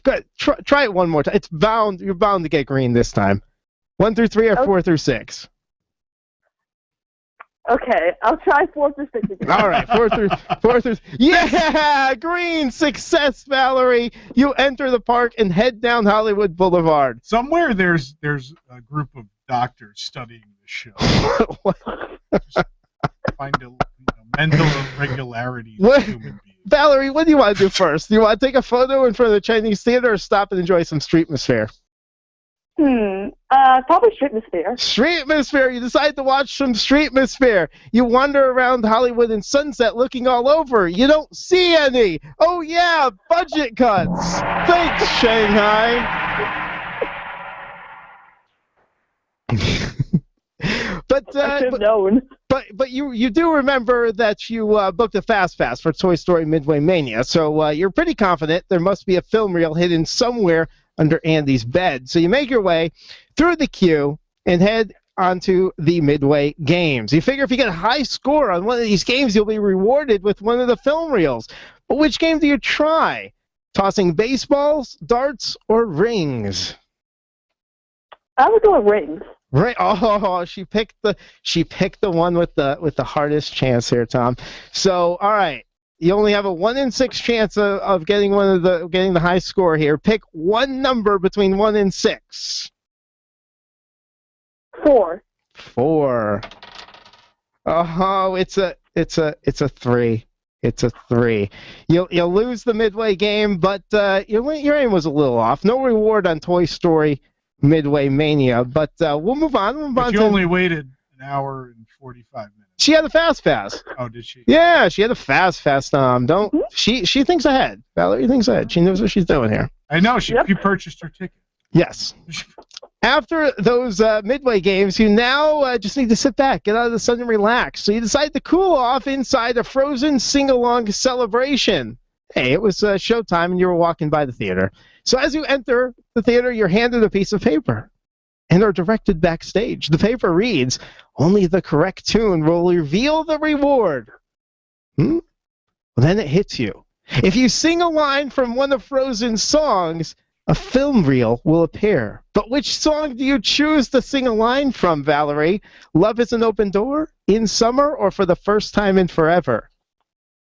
Oh, that's a hard one. I'm going to say For the First Time. All right, now you have to sing it for me, Valerie. It's part of the game. Go for it. Okay. For the first time in forever. Ding! Good job! The film reel is yours. We embarrassed you enough. So sit back and enjoy your victory along with the rest of the show. But soon, it's time to head back out there. You check the My Disney Experience app for wait times near you.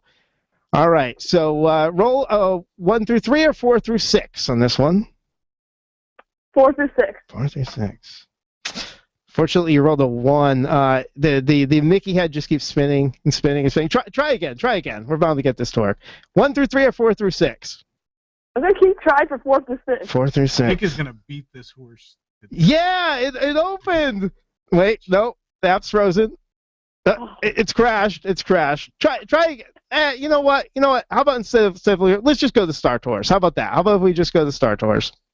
Okay. All right. So as you approach the entrance to Star Tours, you start to have a bad feeling about this. You can sense a film reel is inside, but also danger awaits. You duck into Tatooine Traders to pick up a lightsaber before entering the building. There are 3 flights available. One takes you to Jakku, one flight is to Naboo, and the third one doesn't rhyme. It's to Hoth. Which one do you choose? I'll go with Jakku. Jakku. You choose to fly to Jakku. As you are about to leave the hangar, you are spotted by a droid who recognizes you as the rebel spy. They know you're aboard. You take off and evade fighters and soon find yourself in the middle of a dogfight between the Millennium Falcon and some TIE fighters. C-3PO's skills keep you from getting hit, and Finn quickly dispatches with the fighters. You follow the Falcon back to the outpost. Finn tells you that Unkar Plutt has the film reel you speak of, but will only take trade for it. You think for a moment, then head to the front of the Star Speeder, rip off the logo plate. Will Unkar accept your trade? 1 through 3 or 4 through 6? I'll go with 1 through 3. Oh, it's a 5. It's a 5. He doesn't accept your trade, unfortunately. So no film reel for you. But you have a cool souvenir. You keep the logo plate. You hop back aboard your Star Speeder 1000 and head back to Hollywood Studios. Upon your return, you realize it's late in the day. That trip across the galaxy sure took a while. Time for one last attraction. You enter the Hollywood Tower Hotel. A bellhop greets you in the lobby and shows you to your elevator. You think it's weird that there's no one else around, but you're also really too tired to care. The elevator takes you up a few floors. The doors open. This doesn't look like a floor you've seen before. You get off the elevator and look around. A ghostly form appears and informs you that you entered a different dimension. And the only way back is to find the floor with the portal back home.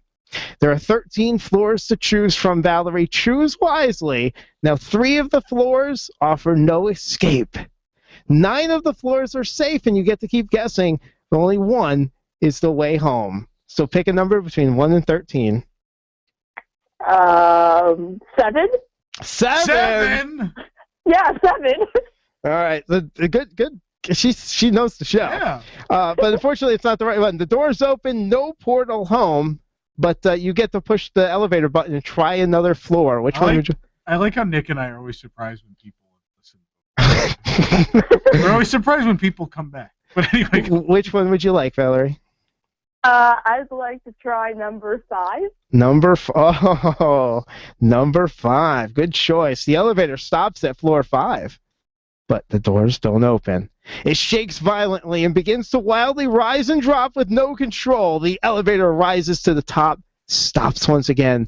The doors open, but all you could see is open air and the theme park far below. Then the floor falls out from under you, and you crash into the basement of the hotel. Game over. Oh. Game over. Wow. What is this, Universal? Wow. I didn't say she died. She just crashed. What? You're supposed to assume she lived? Prove me wrong, Nick. Prove me wrong. We'll prove you wrong in the sequels. Thank you, Valerie. Appreciate you playing tonight. Thank you. All right, we hopefully Valerie had fun in her Hollywood adventure. Apparently, one film reel does it. It's like Matchkey. Look at that. It's like 1 point win. And this one's completely chance.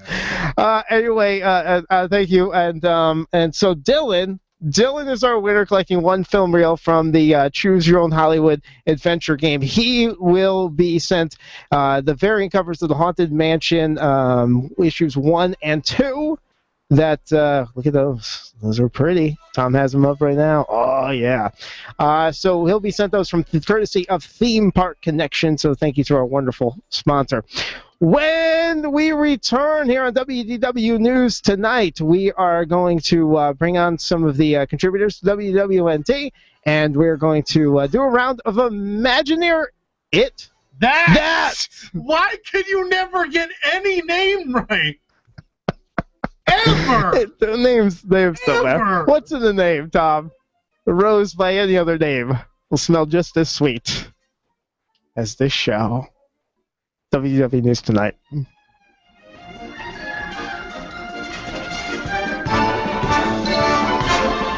Hi, Jim. Something wrong with your garage door opener? Nothing's wrong. I'm showing off my new smart garage door opener. A smart garage door opener? Yeah, I can open the door with my phone, turn off the lights. It's secure and easy. Jan loves it. We have smartphones, smart TVs, everything's smart, right? Well, most things. But now I have a smart garage door opener thanks to Florida Door Solutions. It's time to get smart with your garage door opener from Florida Door Solutions, featuring LiftMaster with built-in Wi-Fi that connects to MyQ. It works from multiple devices, plus adapts to home security cameras. You can even check your door status from work. It's the smart way to go. Florida Door Solutions handles all the top brands, from Clopay, LiftMaster, Overhead Door, and more. And they've got the reputation for doing the job right the first time, providing doors and openers to some of the biggest projects in Central Florida, like the new Orlando Fire Department. Wow, a smart garage door. Think smart, be smart, Danny, with Florida Door Solutions. Call 866-FLA-DOOR or online at FLADoor.com. Hello there. I'm WDWNT's Patrick Hackett, and when I heard that Walt Disney World was charging for premium parking spaces, I was absolutely appalled. I was appalled. I didn't think of it first. That's right, from the company that brought you paid DRs, we now bring you Patrick Hackett's Piggyback Service. You may be wondering, what in the world is Patrick Hackett's Piggyback Service? Well, I'm glad you asked. You see, for a simple nominal fee of $1,200, we will piggyback you anywhere you would like to go. We have a team of sturdy young men and women who are ready to piggyback guests from the biggest poo size to the smallest Ant-Man or woman. For $35, you could park close to the Magic Kingdom or Epcot. But for $1,200, you'll never have to stand in a queue again, as our piggyback experts will take you all the way up into the ride vehicle. Heck, they may even ride with you to make sure you have your piggyback waiting for you in the exit queue as well. How does it work? Simple. People need money. I need money. You give me money, I get people to piggyback you around the park. We have a saying here at Patrick Hackett's Piggyback Service. Why pay for parking when you can pay for piggybacks? That'll be $1,200. Coming soon from Patrick Hackett's Piggyback Service, Rondiana's Rickshaw. Star Tours introduces the perfect getaway vacation with exclusive tour packages to Hoth. Now you can ski the most incredible slopes in the galaxy, or if you prefer, explore beautiful and mysterious ice caverns and the famed echo base of the rebellion forces. And while you're there, be sure to enjoy an exhilarating ride on a Tauntaun. It's all on Hoth, and it all begins soon, only from Star Tours. Watch for details. Other tour companies are a blur. All right, well, Tom, we're gonna move on to our featured topic, but we still have the lines open if you want to call and prove Tom wrong. We'll still take calls on that. Unfortunately, we ran out of time to play any more Choose Your Own Adventure games. Running long tonight, so sorry for people who are calling in for that. But if you want to prove Tom wrong, we'll still take those calls at 407-774-8255. So I want to do something different this week. Many years ago, we attempted to do a Armchair Imagineering segment on the WDW News Today podcast. It went on for an hour and a half, and we never aired it. It was terrible.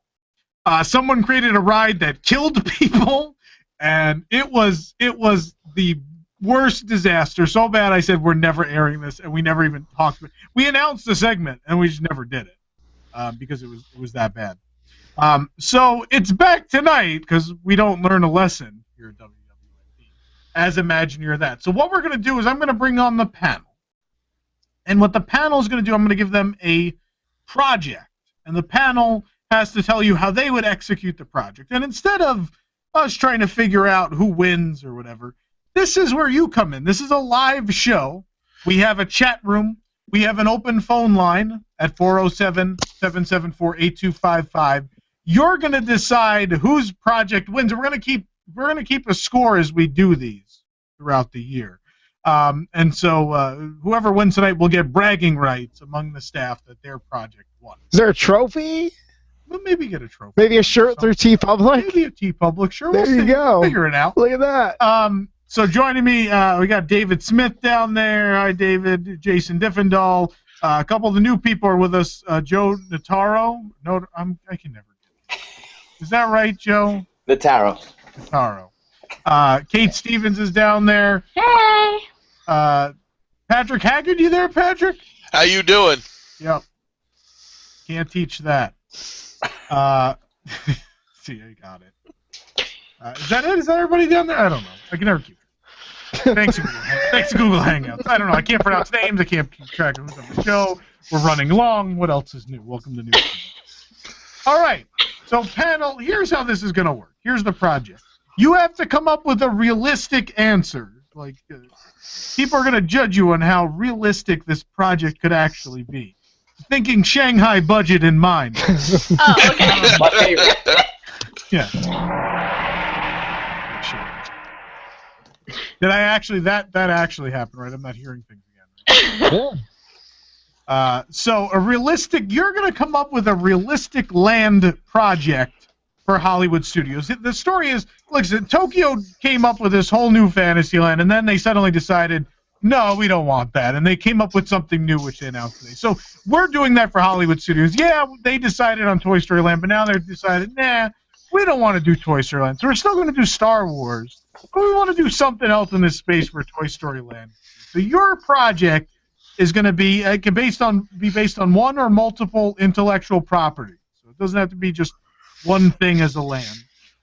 You have to include one large-scale attraction, one flat ride type attraction, one small dining venue, and one small shopping venue. Those are the musts.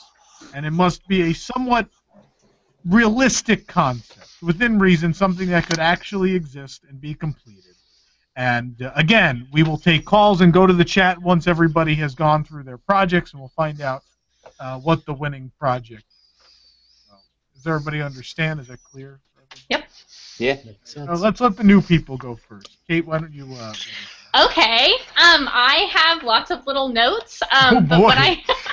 But what I decided on was a Wall-E-themed land, because I felt like it would go really well with Star Wars. I also felt that it would be kind of like really entertaining, because for the restaurant, you do it so that everything is served in a cup. So like maybe not like pureed like. So if you're like a paddlefish and don't have teeth, you could eat at this restaurant. Yes, exactly. Okay. And so it's like, you know, you always see like little salads in mason jars, little meals in cups and stuff.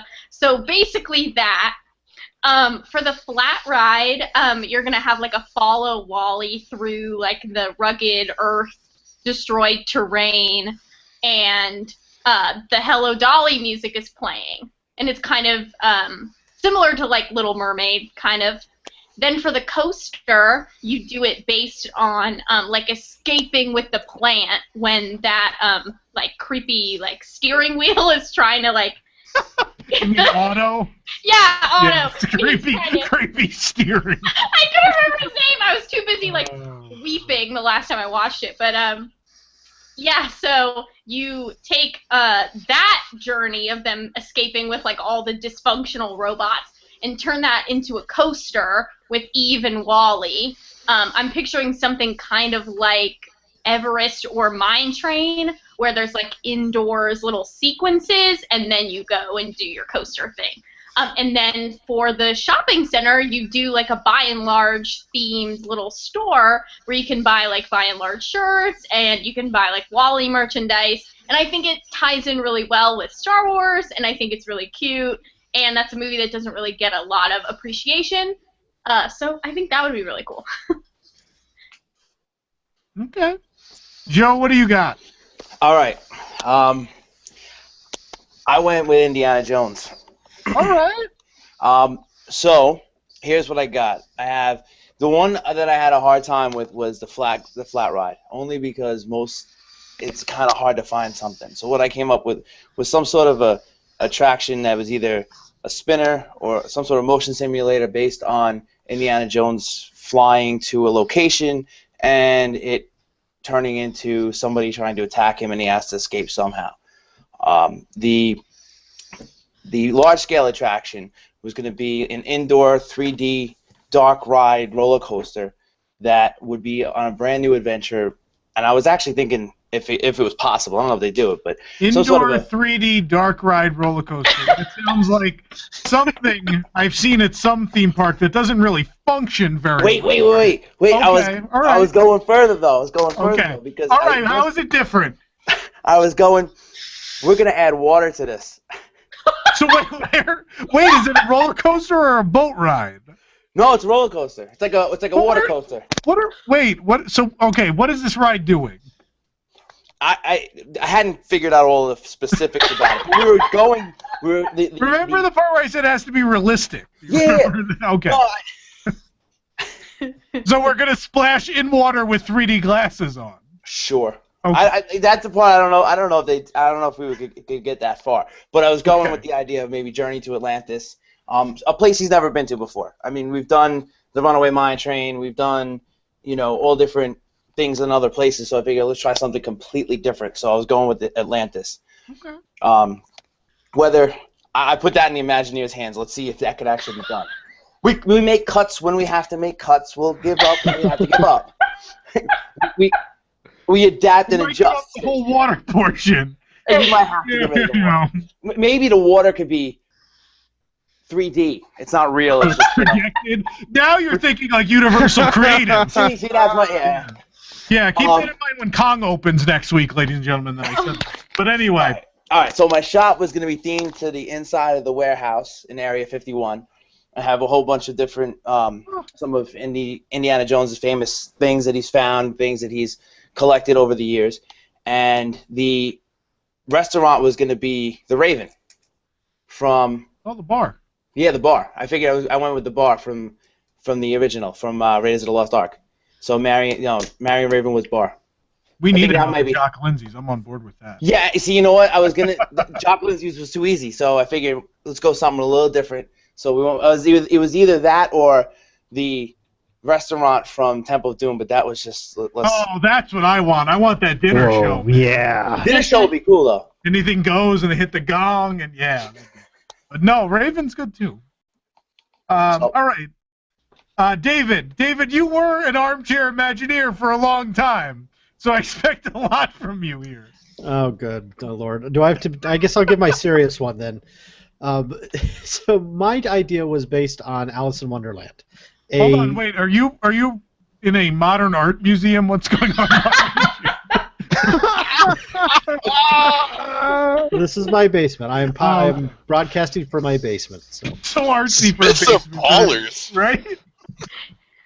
I think inspiration over your left. Tropical fish. I love it. No, He's like I'm a sorry. secret millionaire. That's what David's basement looks like. All of us feel horrible about our homes now.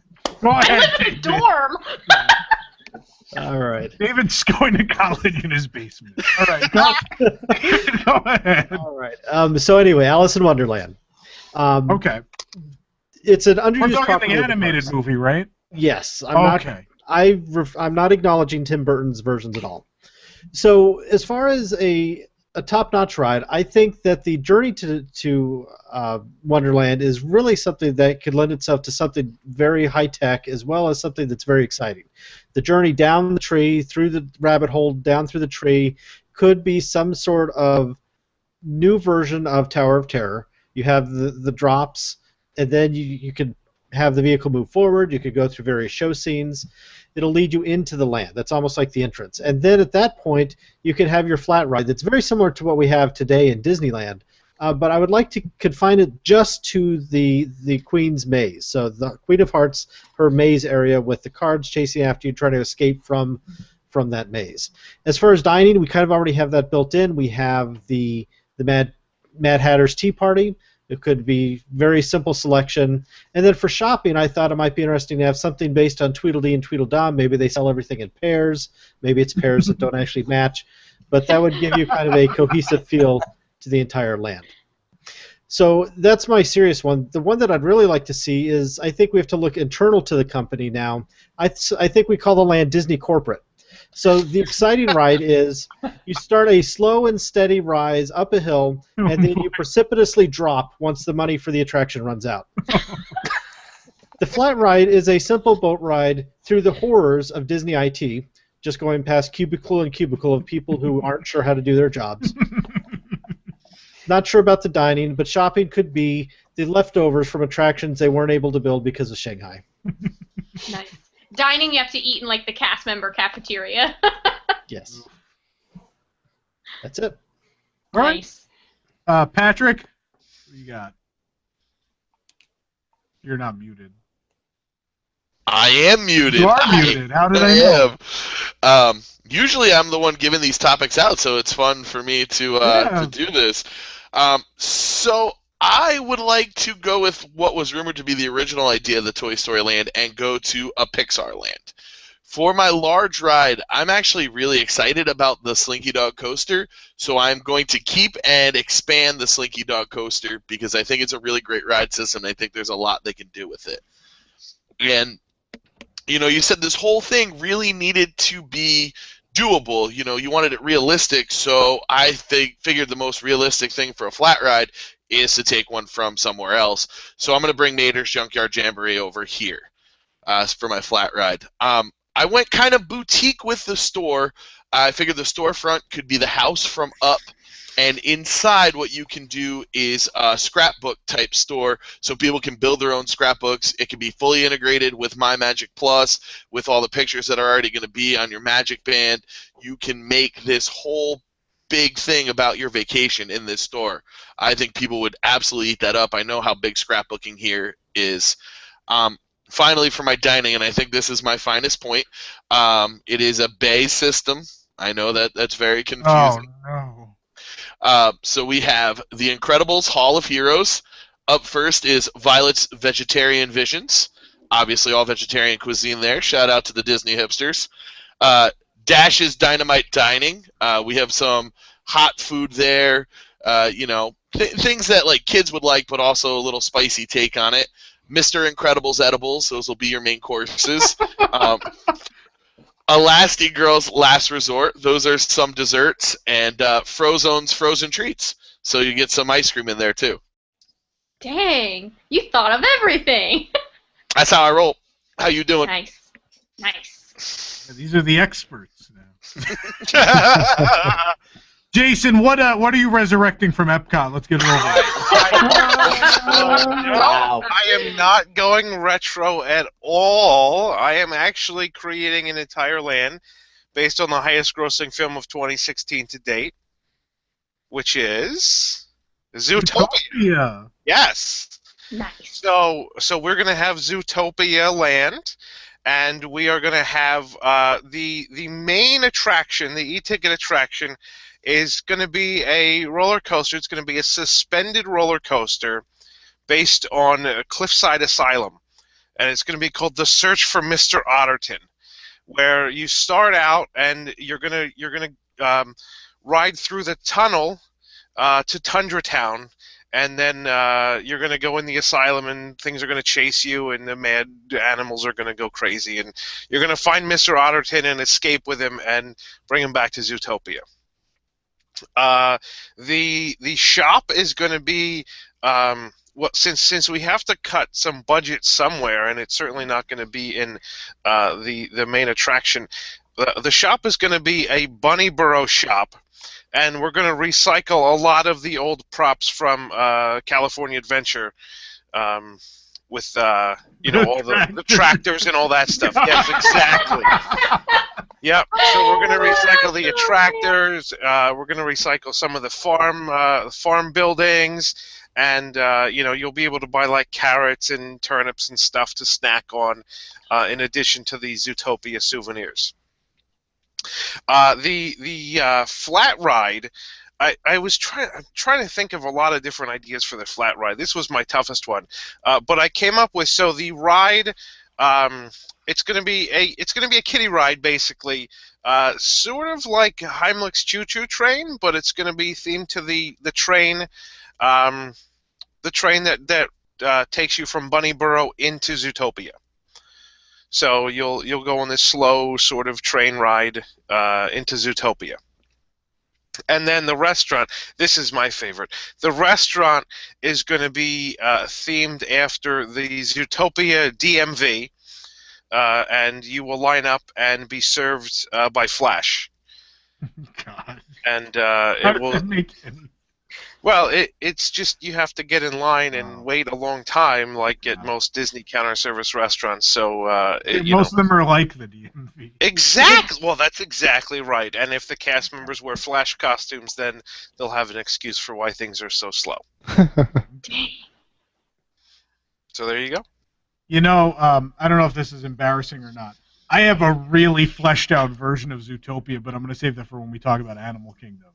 Like, it's insane. So I'm not going to talk about it now, but if we ever do one for Animal Kingdom, I'm going to be all over that. But Nick, go ahead. I am building a land based on Wreck-It Ralph. Ooh. Nice. Yes. For the coaster, I think it's going to be an all-indoor coaster. It's going to be probably a better name for this. Tom's always better at names than I am. Wreck-It Coaster, something like that. We're going to start... Yeah, no, I think we could do better. You could do better. We're the experts after all. You are. So, name by coaster. But we're going to start after you describe it. We're going to start in Game Central Station. We're going to travel into a couple different game theme properties, maybe some 8-bit type properties, things like that. They're kind of based on video games from the past. If they could get licensing to do the stuff that they showed in the movie, so be it. But you're going to go through some of that, and then you're going to end up in Hero's Duty, of course, and you're going to be zooming around there with the bug swarms around you and all that stuff, and lasers going off and shooting things. And I'm envisioning kind of some live action, not live action, but animatronic type stuff, real life things, but then also some screens and some effects and some laser effects and things like that. I think one of the coolest parts, though, is if you end up inside the arcade box, like where the Nicelanders, home is, and you're kind of zooming around that area. And if you look up, you could see look out into the kids playing the arcade game. I think that would be cool if they could pull off that effect. So where maybe even the coaster slows down at that point, you go through and you look it up. It could be like a different, they could have a bunch of different kids, a bunch of different scenes. So it's kind of different every time you go through that area. And you can see the Nicelanders doing their thing as well around the home. So then you kind of swing back and end back at Game Central Station. So I think that would be cool, a cool indoor coaster. For the flat ride, I'm going to go with, I'm going to use the technology, I guess, that they did for the new Luigi ride out in California Adventure there. So we're going to have Vanellope's Sugar Rush Around. So you're going to get into a Sugar Rush cart, and they'll have real carts from the film, and you get in one of the carts, and they kind of race around an area, maybe even go fully around a track. So instead of just a square area where they're kind of dancing around, maybe it's a situation where they're going kind of around the track and skidding around, and people are going ahead of each other. Maybe there's a couple that kind of go off course a little bit and do different shortcuts and things like that, but you kind of go around a short track area. It'll be I'm thinking a slower kids type ride, but I think that would be fun. I think for the eatery, I think we're gonna have to go with Tappers. That was the bar inside in the film, and I think that could be a lot of fun. I think somehow they have to incorporate Felix's Fixins bar into this. I don't know how, but I think that would be fun as well. And then for the shopping, I think if you recreate the Nicelanders Hotel, I think that would be really cool if you could actually go visit that. But the whole lobby area is just a big shopping area where you get Wreck-It Ralph and video game stuff. So I think that would be a lot of fun. All right. So there you go. All right. I went the Pixar route like Patrick did, but none of mine line up with his. So there was a couple of different things I originally thought. Oh, let's take the Ratatouille ride and the restaurant, and that'll be our main thing, and then I'll do an Inside Out theater show, and that'll be fine. But then I was like, oh, but I really want racers in Florida. So what if we do racers and flows, and then do the little Inside Out show? And then I thought about it, I was like, no, I don't want to do any of that. That's all been done before. So my e-ticket, what I want to do, and I've been thinking about this since the moment this movie came out, and I'm not sure why Disney hasn't done it yet. I want to do an up attraction. This is our big e-ticket. It's a simulator. The simulator is the house.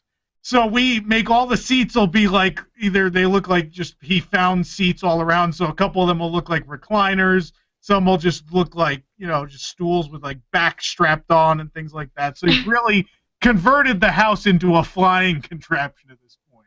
So you'll be in a row, but none of the seats next to each other will necessarily line up and look. And the idea is the windows are screens, and so we have, instead of the usual just screens in the front, we have a couple windows up there, but then you have some on the side, some on the back. So things are happening at all different angles. We'd have the planes chasing you with the dogs as pilots from behind, and make it look like gunfire hit, from the planes. There'll be little holes that poke through the sides and stuff like that. And of course, you'll see stuff out the front, and Kevin will peek his head through. It'll be animatronic bird head, through the ceiling, a hole in the ceiling or something. Stuff like that. I think it could be a lot of fun. But the house as a simulator seems ingenious because you have the windows which will act as the screens, and it's a flying house. So just like Star Tours, but love it in a house. Yes. So Tom, you're proposing a screen-based attraction? It is, but there's going to be animatronics that poke through and all sorts of little effects. Okay. Yeah, so it's not going to be a straight simulator. Yeah, I'm not saying screens all the time are the worst thing ever. Sometimes they're the only way the thing works. So, yeah, thanks, David. Anyway. For the rest, I want to do a mini Cars Land. I do, and since it had to be a flat ride, I decided, and it's interchangeable. You could either, budget-wise, if they want to do Roadsters or they want to do Junkyard Jamboree, they can pick. They can do either one, and the dining establishment. Anyway, the dining establishment is going to be Flo's V8 Cafe.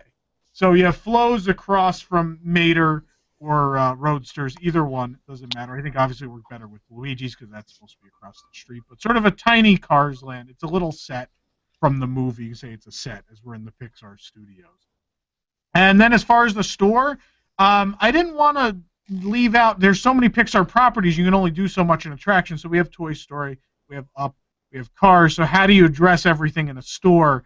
I decided it should be part of the studio. So it'll be up towards the front of the land, sort of where Toy Story Land's entering. So it could still have that brick facade. It looked like part of the studio, and it just looked like the studio store. And we call it Studio Knickknacks, which Knickknack is a very famous Pixar short. Nice callback to that. And they could sell all kinds, and each section could be a different thing. Like there could be a little Cars section where there's like a, not even full-scale Mac, but he could have the back open up, and it's essentially like a merchandise truck. Yep. And you could do different sections like that where there's just props like tied up from the movie up in the ceiling, like there can be, I don't know, like some flying contraption from another movie or things like that. But just something that covers all of the different movies, but sort of like a warehouse kind of store within the Pixar studios. And maybe even you could have the cereal bar in there. I don't know. That'd be great. You could just fill up like a box of cereal. But yeah, so that's what I would want to do.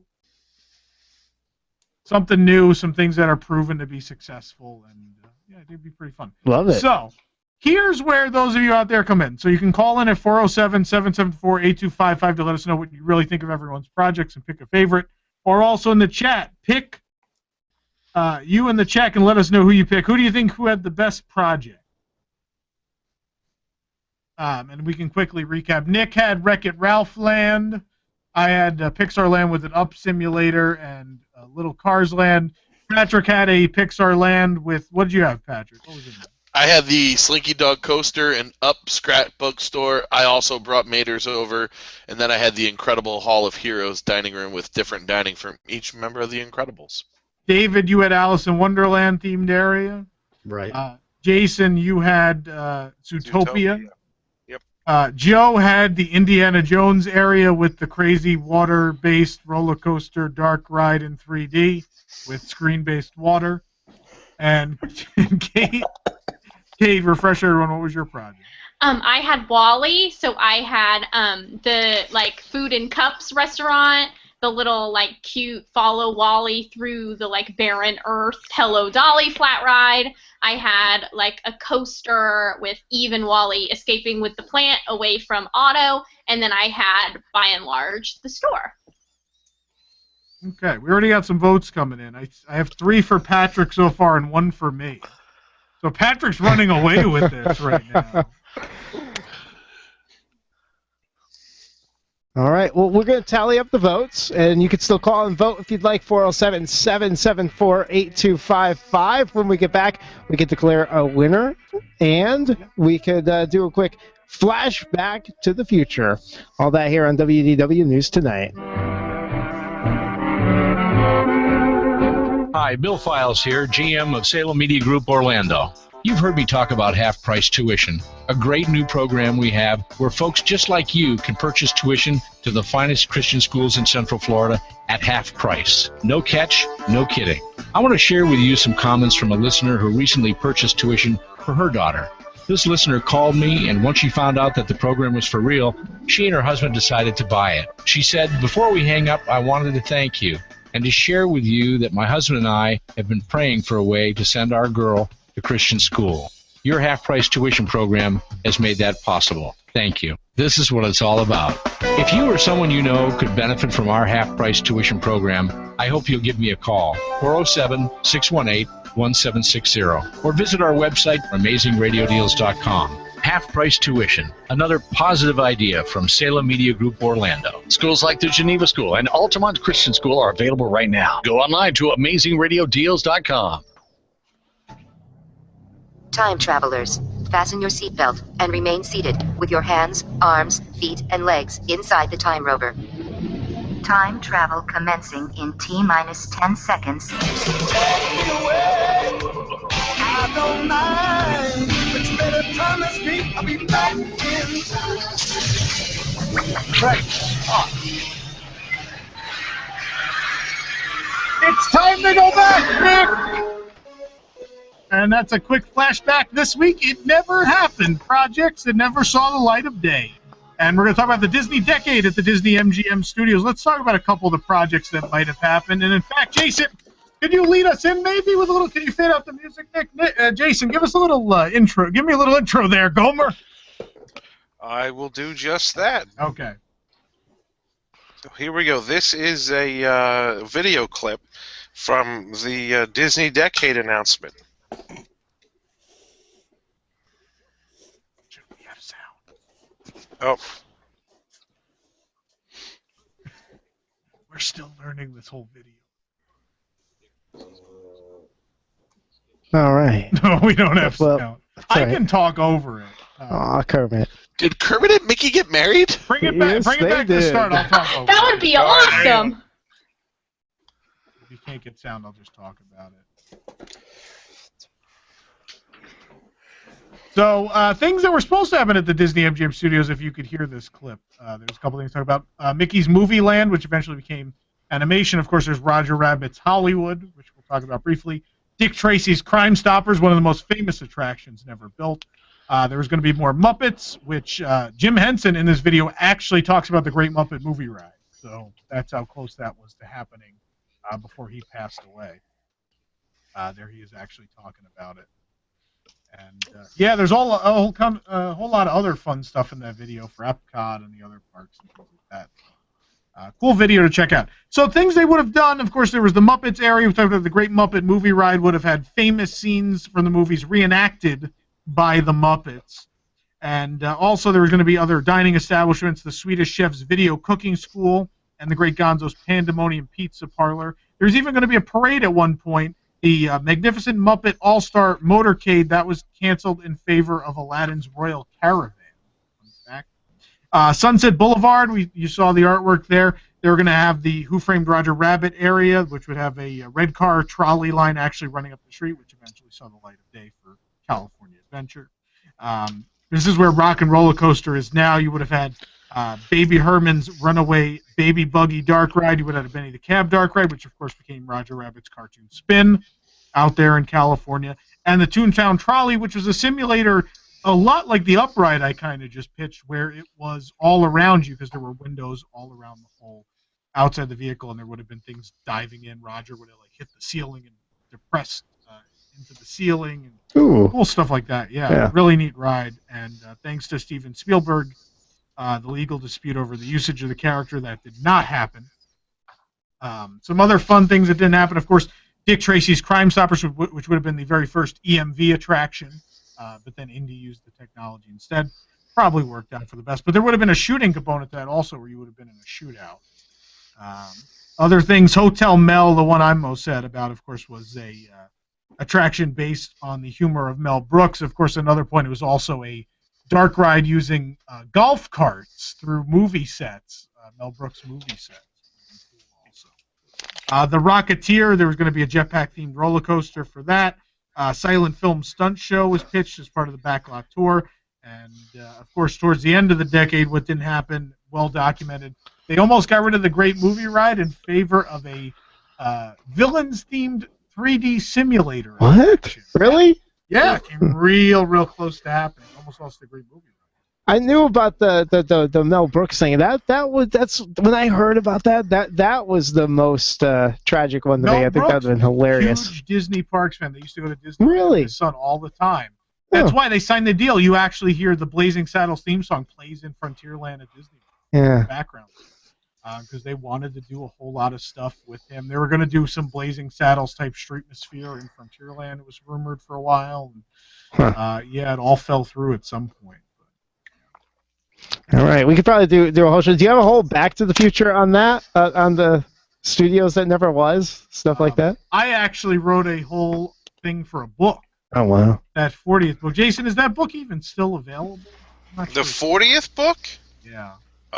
You can probably get it on Amazon used. I don't think it's in print any longer. It's not in print anymore, but the Walt Disney World 40th book I was a part of, Jason was a part of also. Yeah. One of my 5,000-word pieces is on the Hollywood, or the Sunset Boulevard that never was. All just stuff canceled for Sunset Boulevard. All right, we'll run out of time here. Thanks to our panelists, David, Jason, Joe, Kate, Well, we're going to and come back Patrick. overtime to declare a winner and prove Tom wrong. If you're listening on listen.wdwnt.com, yes, you'll hear us in overtime. If you're on 1520 WBZW, go over to listen. Why not? And that'll do it for today's show. And thank Kevin Barry for coming on the show. We'll be giving away some of his books to save you money at Walt Disney World as well. Check out WDWNT.com for more details on that. And remember, kids, we'll see you at the movies. The stuff dreams are made of.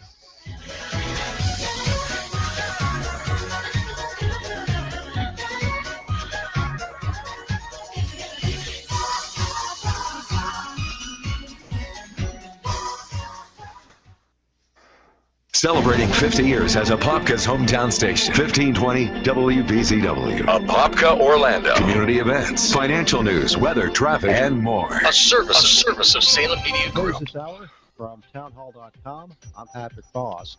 They're not the nominees, but they're running. And we're back, overtime. All right, so Patrick, I guess, is kind of keeping count. That doesn't match my count. But whatever. I just scrolled back. It matches my count. So we have Joe. Joe hasn't gotten a vote. I'm sorry. Yes. Joe, I like the idea of 3D water. It's a good idea. Well, Universal Creative is hiring. Yeah, Patrick, I don't think you can count mine since they weren't for my real idea. Oh, they were for the corporate land. Yes. They were for corporate land. Yeah. So I think legitimately Patrick has 4. I have 1. Nick has 2. Jason legitimately has 2. Kate has 1. I think that's. No, Kate just got a second one. Okay, so Kate's at 2 now. Yep. Anyone want to call in and didn't we have someone who wanted to prove me wrong who didn't call in during the course of the show? Yeah, we had 2 actually, and they unfortunately they didn't call back. Call back. I want to be proven wrong. 407-774-8255. Let's see if you can do it. Argue with Tom. Come on, let's do it. So, are we going to declare Patrick? I'm going to give people another minute. Someone just voted for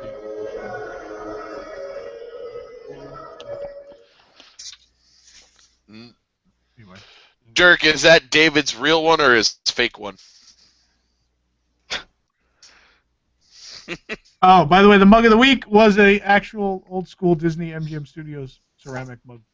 Love it. That's old school. And in case you were wondering what hats I was wearing at any point, this is, I have to clean it. It's got a weird stain on it. Sunset Boulevard hat. Didn't even know they ever made that, but really. All the stuff I found at Theme Park Connection, of course. Let's prove Tom wrong. Gabe, how you doing? Hey, I am doing great. Why is Tom wrong that about his love of Hollywood studios? Oh, okay. So I actually have a whole thing prepared for this. I'm not going to waste the time, though. But no, we have time. Go for it. I want to hear your point. Oh, boy. So basically, so a theme park is very different from an amusement park. Point for Gabe! Get out of here! I give the points! If you actually did your show, Patrick! I have like 10 shows! Where? Where? None of them are being released. Where are these shows? Point for Tom! Thank you. Anyway, go ahead. Okay, so basically people often confuse theme for setting or mood or like the area and the details in which an area of a theme park is set. But theme, if you think about it in the context of a story, theme is a moral. Theme is the guideline to the story. And Hollywood Studios has little to no theme. Magic Kingdom, Epcot, Hollywood Studios, all of their themes are explicitly stated. Wait, what's the theme of Epcot? The theme of Epcot is inspiration, education, and entertainment. Where are they educating me? Am I learning about how to put cartoon fish in the ocean with real fish? World Showcase still includes more of that than Future World does. Future World can be fixed, but I won't go into that. But the World Showcase... All the character meet and greets teach me so much about the world. Each restaurant, each square inch of Epcot, I almost said Epcot Center, is more the original architecture, original attractions that are still surviving, all of the area within World Showcase includes more of that theme than. So Studios doesn't have a theme. Its theme is movies are fun. Movies are fun. No, Okay, there's definitely a theme. There theme is for an amusement park. There is the town of Hollywood, and there is the studio. We Right, can but argue that about where doesn't the exist direction they're heading in, but there is a very deliberate theme that the park has always had, and I know the park is always what? What was that? What? There's a very you said the deliberate park theme is there. always- There is the city of Hollywood, and there is the studios that are a part of Hollywood. Right, and that's a setting. That's not a theme. But it is the theme. No. It's a setting. It's not the It's like a moral. Like Animal Kingdom, Joe Rohde talks about all the time. The theme is the intrinsic value of nature. You know, Asia and Africa. Yes, because Avatar teaches us so much about nature. He explains it. There are plenty of videos. A musical about talking fish teaches us so much about nature. That's one attraction. And Chester and Hester's That's one attraction. The studios, okay. Tower of Terror. Movies are fun. Great movie ride. Movies are fun. Movies are interesting. That doesn't. That's not it though. As much as Dino Land or Asia or Africa are places, so is Hollywood. They're But all I also think that if you're going to argue that Hollywood Studios doesn't have a theme, but you're going to argue that Epcot does, Epcot has Future World, which is really dated, and it has World Showcase, which basically could be two different parks. If you're going to argue that there's no theme, then you'd have to argue that Epcot also has no theme. No, I wouldn't, because Epcot, a theme is a moral. It's a value. Studios doesn't have values. Were you even ever alive for like Have you original seen the Epcot? descent of Spaceship Earth? What are the values in that? The values of Spaceship Earth: knowledge, education, entertainment, and inspiration. Hollywood Studios does not currently have attractions that have been morally compromised, like every attraction in Future World and Epcot. And we want to talk about a ride that was made to talk about communication and now is all over the map. Or how about, all right, let's talk about the universe of energy, which is now more about Jeopardy I completely than it agree. is about, Completely agree. Future World is a mess. No, but World Showcase is the same thing. Like, they can't decide if it's a Disney park or we're visiting, or it's an ad to visit places around the world. It can't decide that. It was now they're adding Frozen. It was never ads to That makes it worse. the world. Yeah. World Showcase was about learning about world cultures, and the fact that there were sponsors was just a benefactor of that.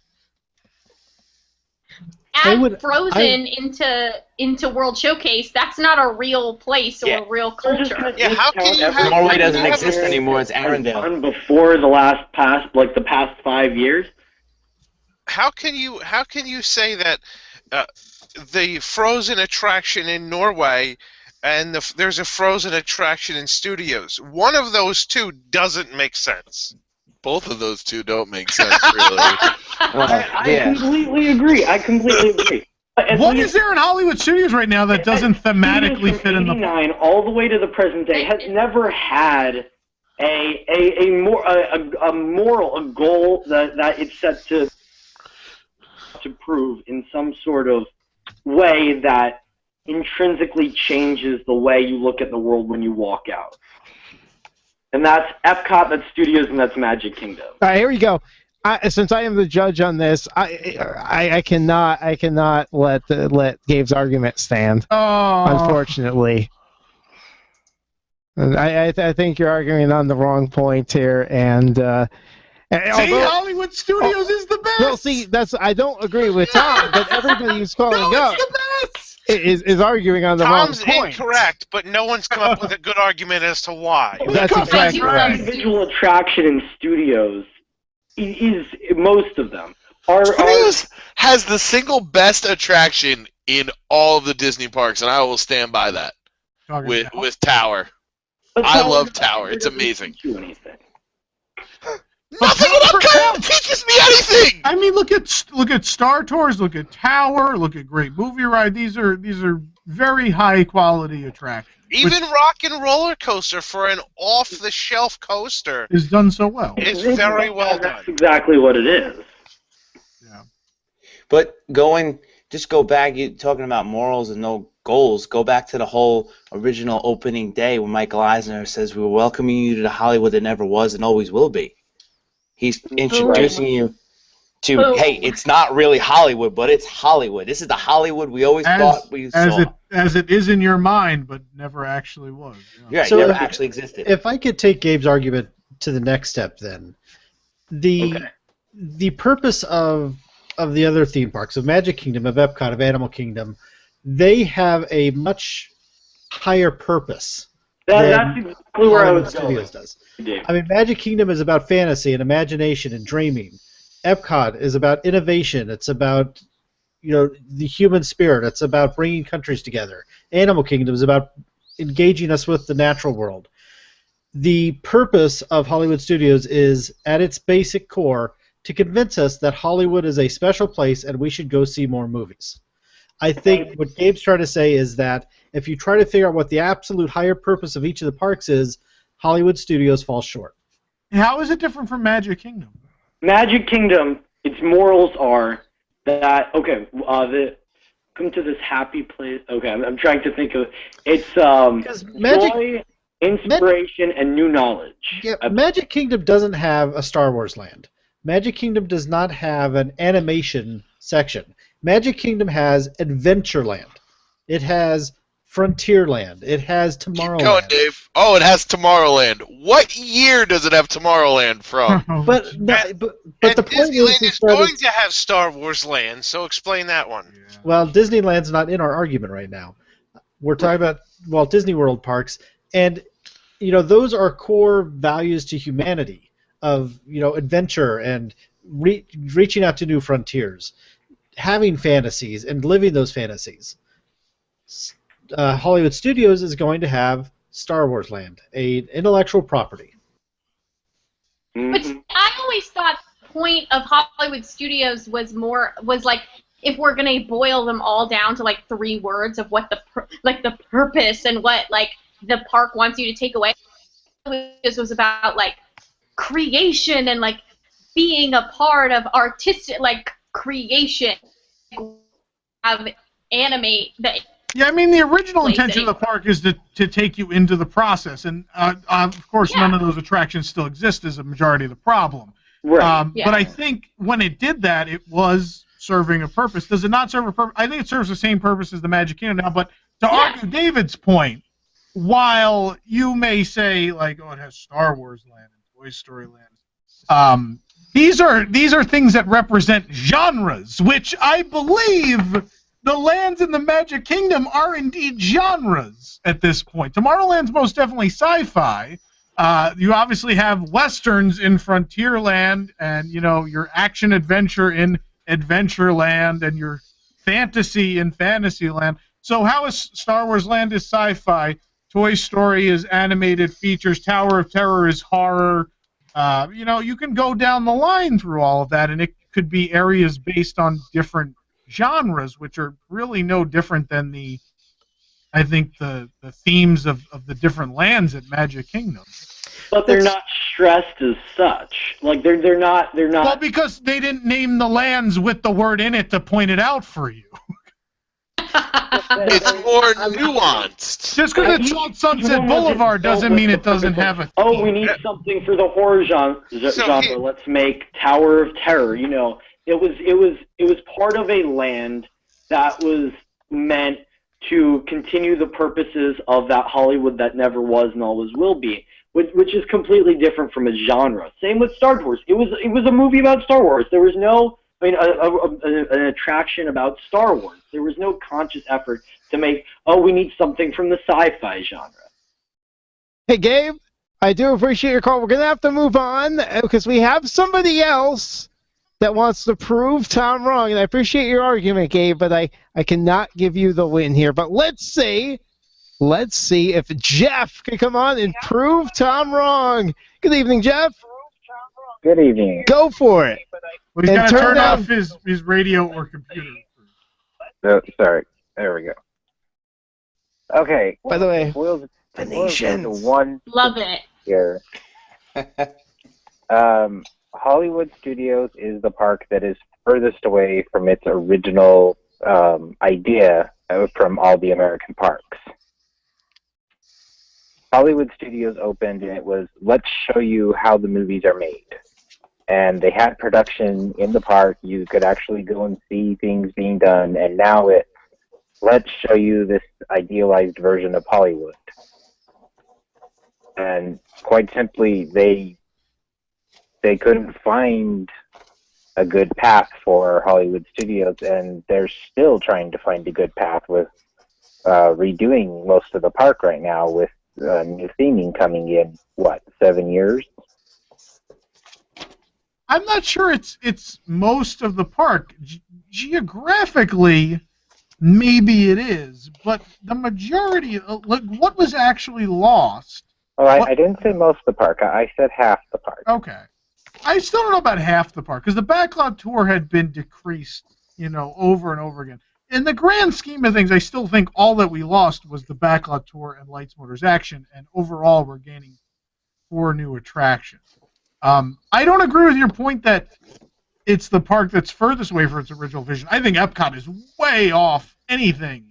Here's a park that was supposed to change the world, and they were supposed to have open forums with real companies that they were going to try and figure out things that they tested in the park and see if they could apply them to real-world circumstances, whether it was Communicore or they wanted to figure out things in the land living laboratories or whatever. They were supposed to have real-world forums with real companies and dignitaries, and this was supposed to change everything in the world, and instead now it has Frozen and the Three Caballeros, and not that I don't love those things, but that's really far off. A park that's themed to Hollywood still, while it doesn't have the behind-the-scenes aspect, still being related to movies in Hollywood is a little different from a park that's supposed to be a World's Fair that became almost the Magic Kingdom, but with drinking. And wasn't Walt's original idea for Epcot to be like a place where people lived? I mean, that's honestly that's actually the full original. Well, yeah, that was Walt's original idea. Yeah, that wasn't when Epcot was made. It wasn't anywhere near the original idea. But Epcot could easily recover and become what it once was. And what it was sort of do. I think Hollywood Studios could recover much easier than Epcot could. Mm-hmm. Yeah. Oh, with Hollywood Studios, I think they would have to go through major construction to recover. With Epcot, they just have to bring in some. They just have to bring back the companies to sponsor the attractions, and they have minor construction, but they don't have to do any major structural changes. Yeah, but with studios, I mean, there's still so many of the soundstage buildings and theaters are all in the front of the park. Again, the only venues, I mean, there wasn't a whole lot of venues lost. The Premier Theater was only used for special events. Trees of America was only used for the Osborne Lights. And, again, other than Backlot Tour and Lights, Motors, Action, there was no permanent functioning thing that was lost. So, aren't all those original production areas, the areas being removed for the 2 new lands? They are, but I'm not saying original production is long out of the question. But I think as far as attractions that give you a behind-the-scenes look or really speak towards some of that original theme, I think that could still very well exist. The great there. There is an attraction with the original theme still standing. I think going down this route of talking about the original theme of the park is probably the wrong direction, because if anything, the theme of Studios has gotten better.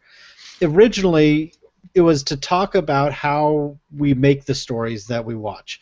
Now it's about putting us into the stories that we want to be involved in. I think that's actually a more engaging theme to the park than it originally opened with, and I think that's why we've seen that transition. Go ahead, I'm sorry. No, I was going to say, that's why I think arguing in that direction is probably the wrong way to go. Yeah, I'm sorry. Tom tasked me with judging if somebody formulated a good enough argument here, and everybody's trying to take. I thought it was going to be an easy argument, and everybody's trying to take this highbrow path of what these parks should be instead of just looking at the parks and comparing them and which one would you rather spend a day in. And to me, there's 3 other parks besides Hollywood Studios that I'd rather spend a day in. See, but I can defeat your point so quickly, so go for it. I'm not the one arguing this here, but I'm I saying could, but if someone made that point, I could. That's the one I was counting on, and everyone took this. You're right, took this highbrow path, which I thought everyone was just going to say, "Hey, there's like 4 things to do here." Yeah. But I was ready to defeat that fairly Well, easily. no, 'cause there's a that's lot not more even important. that's not even my point. But Jeff, I appreciate the call. Sorry you couldn't prove Tom wrong tonight. But we're going to play more of this. We're going to play more of this in the future because this is a fun obviously game. it has awakened the audience. Unlike the summer at Walt Disney World, which is still very much asleep. Oof. Oh, Nick's got another call line. But the other thing is, you can spend a full day in this park very easily. Absolutely. They've added a lot of things of value. I think the meet and greets and other things you can do in Launch Bay are of great value. I think not the main show, but the Stormtrooper March show is a valid entertainment addition. There are 2. This is the only park with 2 fantastic nighttime shows. Mm-hmm. There's 2. The other parks can barely have 1. Magic Kingdom's got 2 dilapidated pieces of garbage running. The most visited theme park on Earth has a fireworks show that is the most dated thing ever until you see the parade, which is actually the most dated thing on the face of the earth. Wait, All right, which Michael, was where are you there, calling then was in from tonight? Long Island. Long Island. Oh, Strong Island. Prove that wrong. There is something missing in this whole argument, and that has been the food. And Epcot has to have better food than Disney Hollywood Studios. Nope. Not only that, they have a full 3 months devoted to food and wine. And I know if I am going to win on WDWNT, I have to have an alcohol argument. Here's where I defeat you. So, when the parking runs out at Epcot during the Food and Wine Festival, where do they park you? Disney's Hollywood Studios. Parking?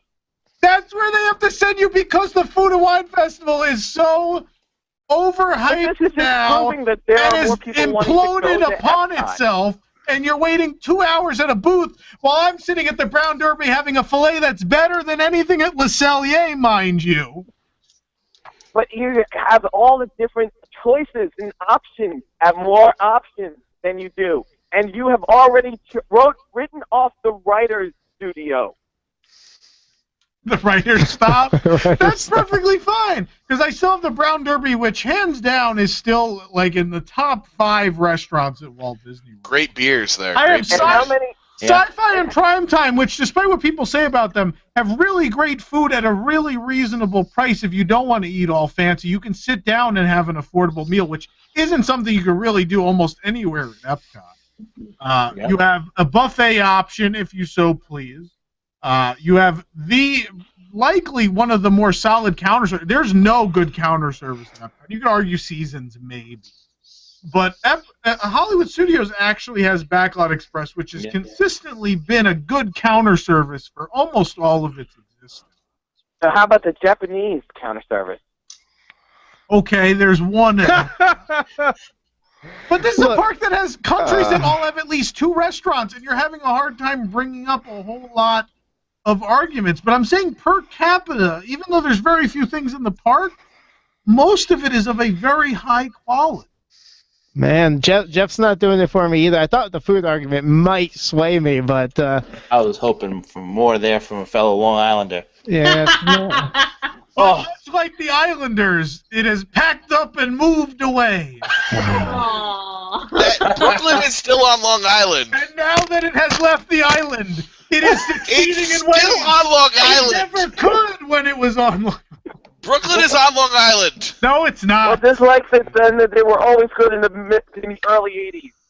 Your argument is falling apart like the Nassau Coliseum. So let's They were always good when the Coliseum still stood.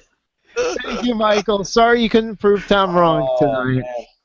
Oh, well. That's all right. I get to pack up as a Ranger fan, so I'll take it. Oh, you're a Long Islander and a Rangers? Oh. That's rough. Let's go Isles. Tom, you did good. I know I did. Does Tom get the prize now? That seems wrong. Prove me wrong. Yeah, you know what I get? I get these hats. I just would like you to know that Brooklyn is actually on Long Island. No, it's not. I need get you. hats. I need you to understand and comic books. Please wear 2 hats on your head at all times. I even want a pair of lady sunglasses. Woo! All right, folks. I think that fly is as hell, honestly. Geographically, I want you to know that Brooklyn is in fact on Long Island. It's important. I love the fact that Tom's hats still have the straps across the top too. And I wanted a early '90s hats. Yes. I love the sunglasses. Yes. I think it's time to call it the night. Is it? Yes. Is the point where I put on lady sunglasses the point at which we decide the show? Who won the contest? Did Patrick Definitely not win? me.